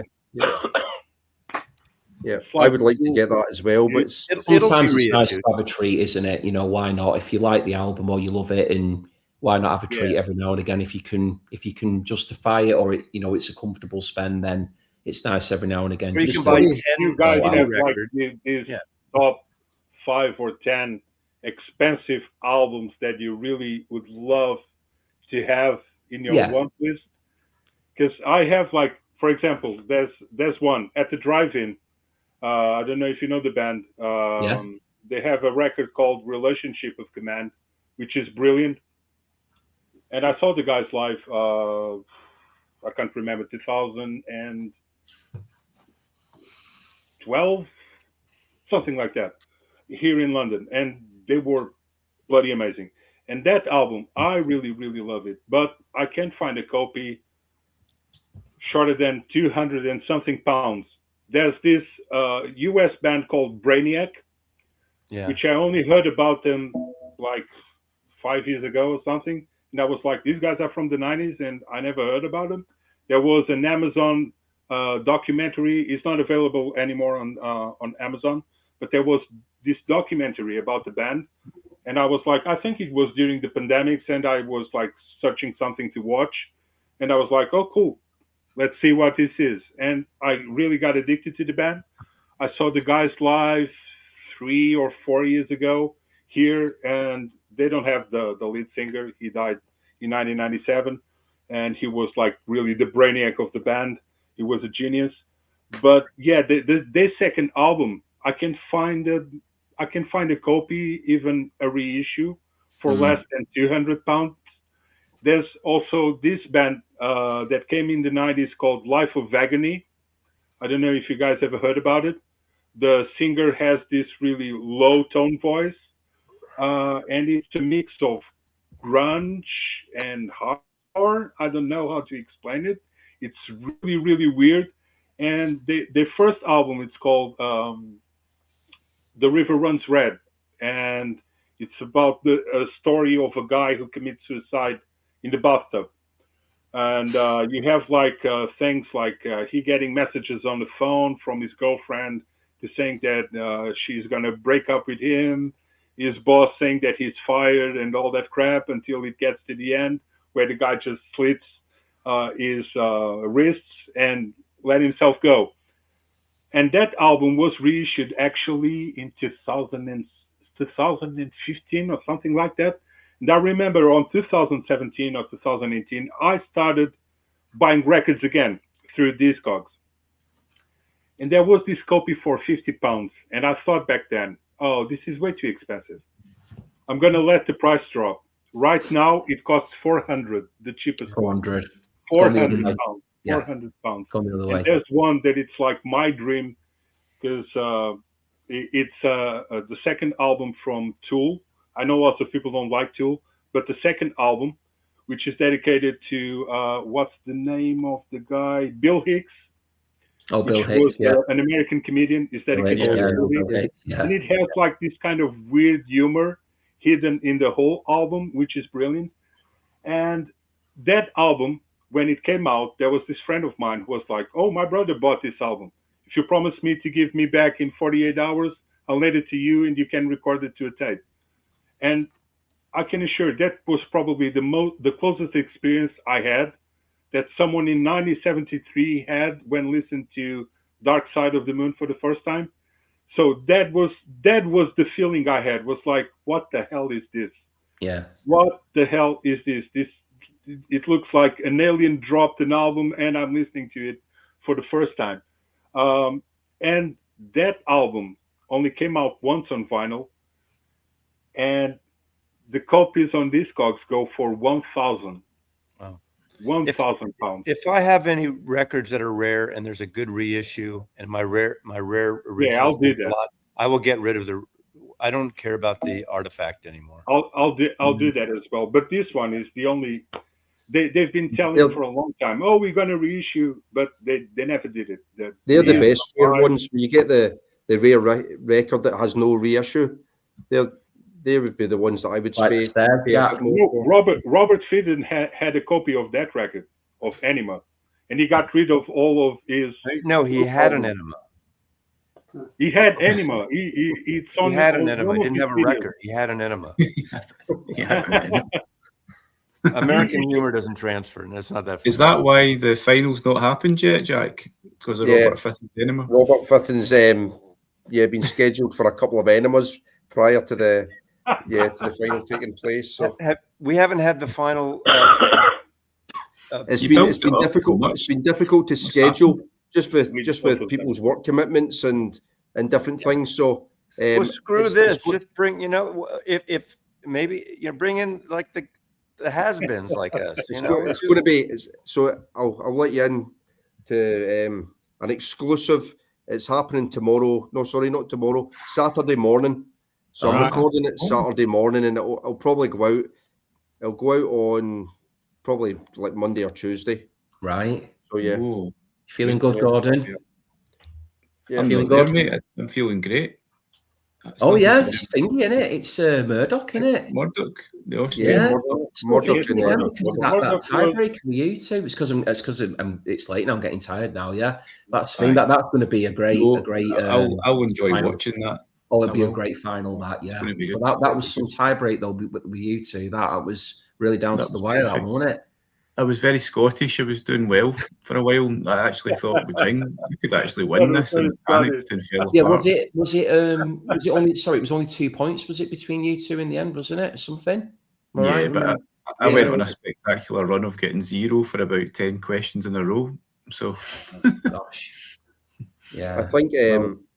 I think I was going to actually do a few before the quiz next year. I was maybe going to do a couple of wee specials. And one of the ones I thought about, what I thought about doing? So like doing like an indie one, doing like a 60s rock one. But I also thought, right, here is out. You might fancy a Smazzy. You might fancy it, Rob. And America against the UK team quiz. Right. That'd be interesting. Team quiz. Yeah. Put your team together. Assemble your team. Wow. That'd be interesting. How many members to a team, Jackie, thinking? How many the problem is like Gordon's saying there, you can only get so many people on the live stream. So, yeah. I think you can get more if you pay for it, but I pay for it. You can get how much is it gone? It's gone up. It's like almost $40.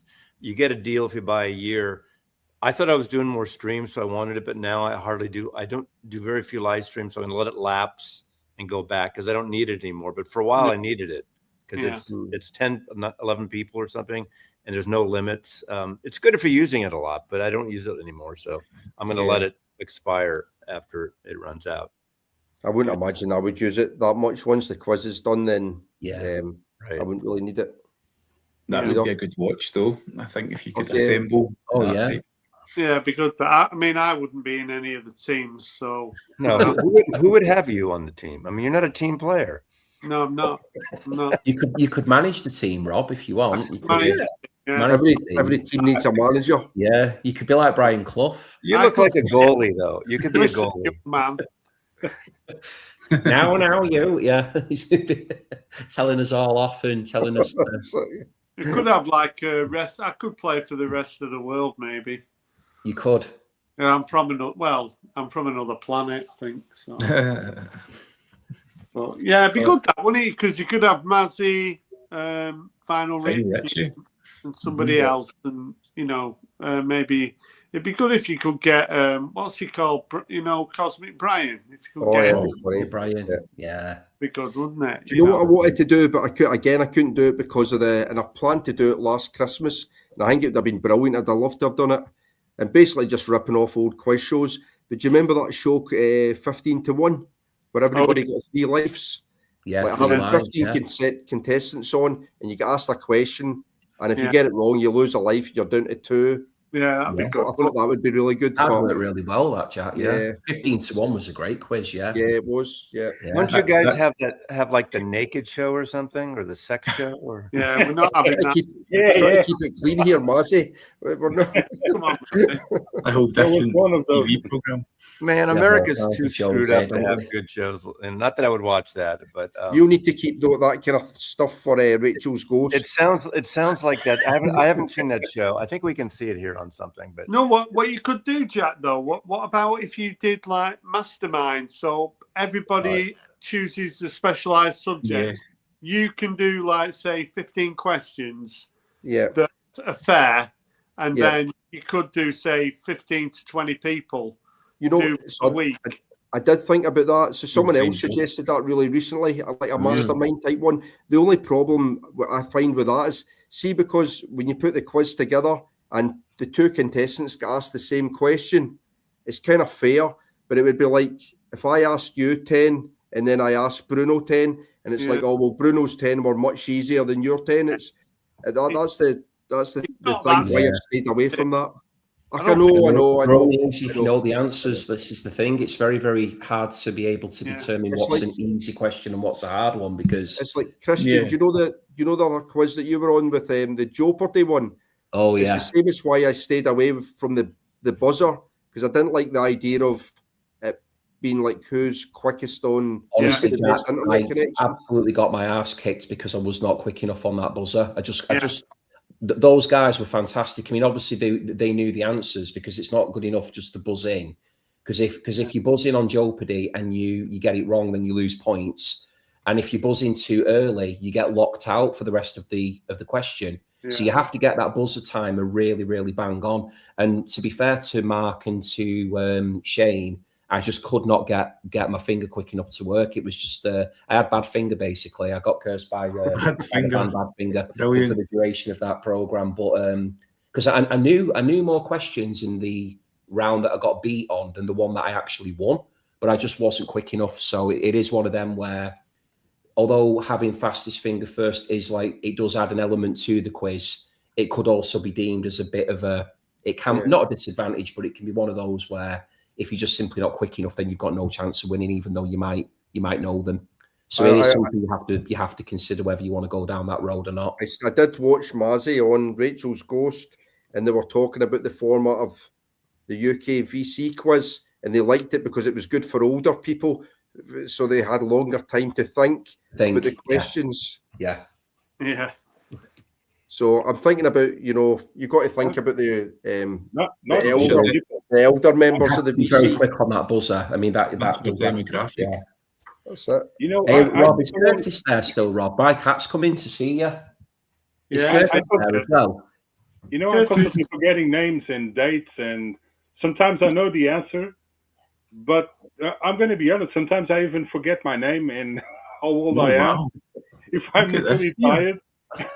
No, I'm exaggerating, but yeah, sometimes like the smallest thing that you have in your mouth constantly, you just totally forget about it. So I probably have blanks. I don't know if it's because I smoked way too much back in the 90s or not. Is everyone getting their pussies? What's going on here? This is the only pussy I'm getting tonight. Yeah, we know that. Excuse me, Massey. Okay, I don't know. I just have It's that time of night now, isn't it? Yeah. He's been wondering where I am. That's why. Very nice. Yeah. Guys, this has got to be time to stop this thing. Yeah. Okay, I'm going to head out, but thank you for the invite. Yeah, see you, man. I need to go take the dog out for a walk. This must be this is an epic. Gosh, you've been going for over 3 hours. I thought, I think the referee's blowing the full-time whistle. Here. It's 20 to 5 here. But yeah, good guys, see you soon. Nice seeing you all, and thank you very much. Nice meeting you, new guys. You too. See you later. Have you, Mazzy? Nice talking to you. What's that you've got, Jack? I thought that was his. Oh, is his pet? I don't have a pet. There you go. I think, Gordon, that was my cat telling me. I think he was saying to me, "Where are you?" Did the cat get scared off there? That was a beautiful moment. Yeah, the cat's there. I know it was Raymond and Curtis together. Yeah. Well, you know what, guys? It's been 3 hours. What a blast! Epic. But I think we're way into overtime. Scotland have got a match tomorrow. We need to get our beds. Yeah, I'm going to be watching that one. Yeah, we've had no hydration break either, have we? No. Not a single hydration break. Brilliant. I was editing a video before I joined you guys, but I needed. So, guys, thank you so much. So yeah. Hopefully thank you. Catch up with you again for another one. I'd love to do that. Thanks for having us, Gordon, and obviously always great to catch up with you gentlemen as well. It's been brilliant. Really enjoyed it. Yeah, see you, Christian. Superb, lads. Well, cheers. Right. All the best. Good night, everybody. Peace out. Peace out, everyone. Peace later. Yeah, see you later. Bye, guys. Bye.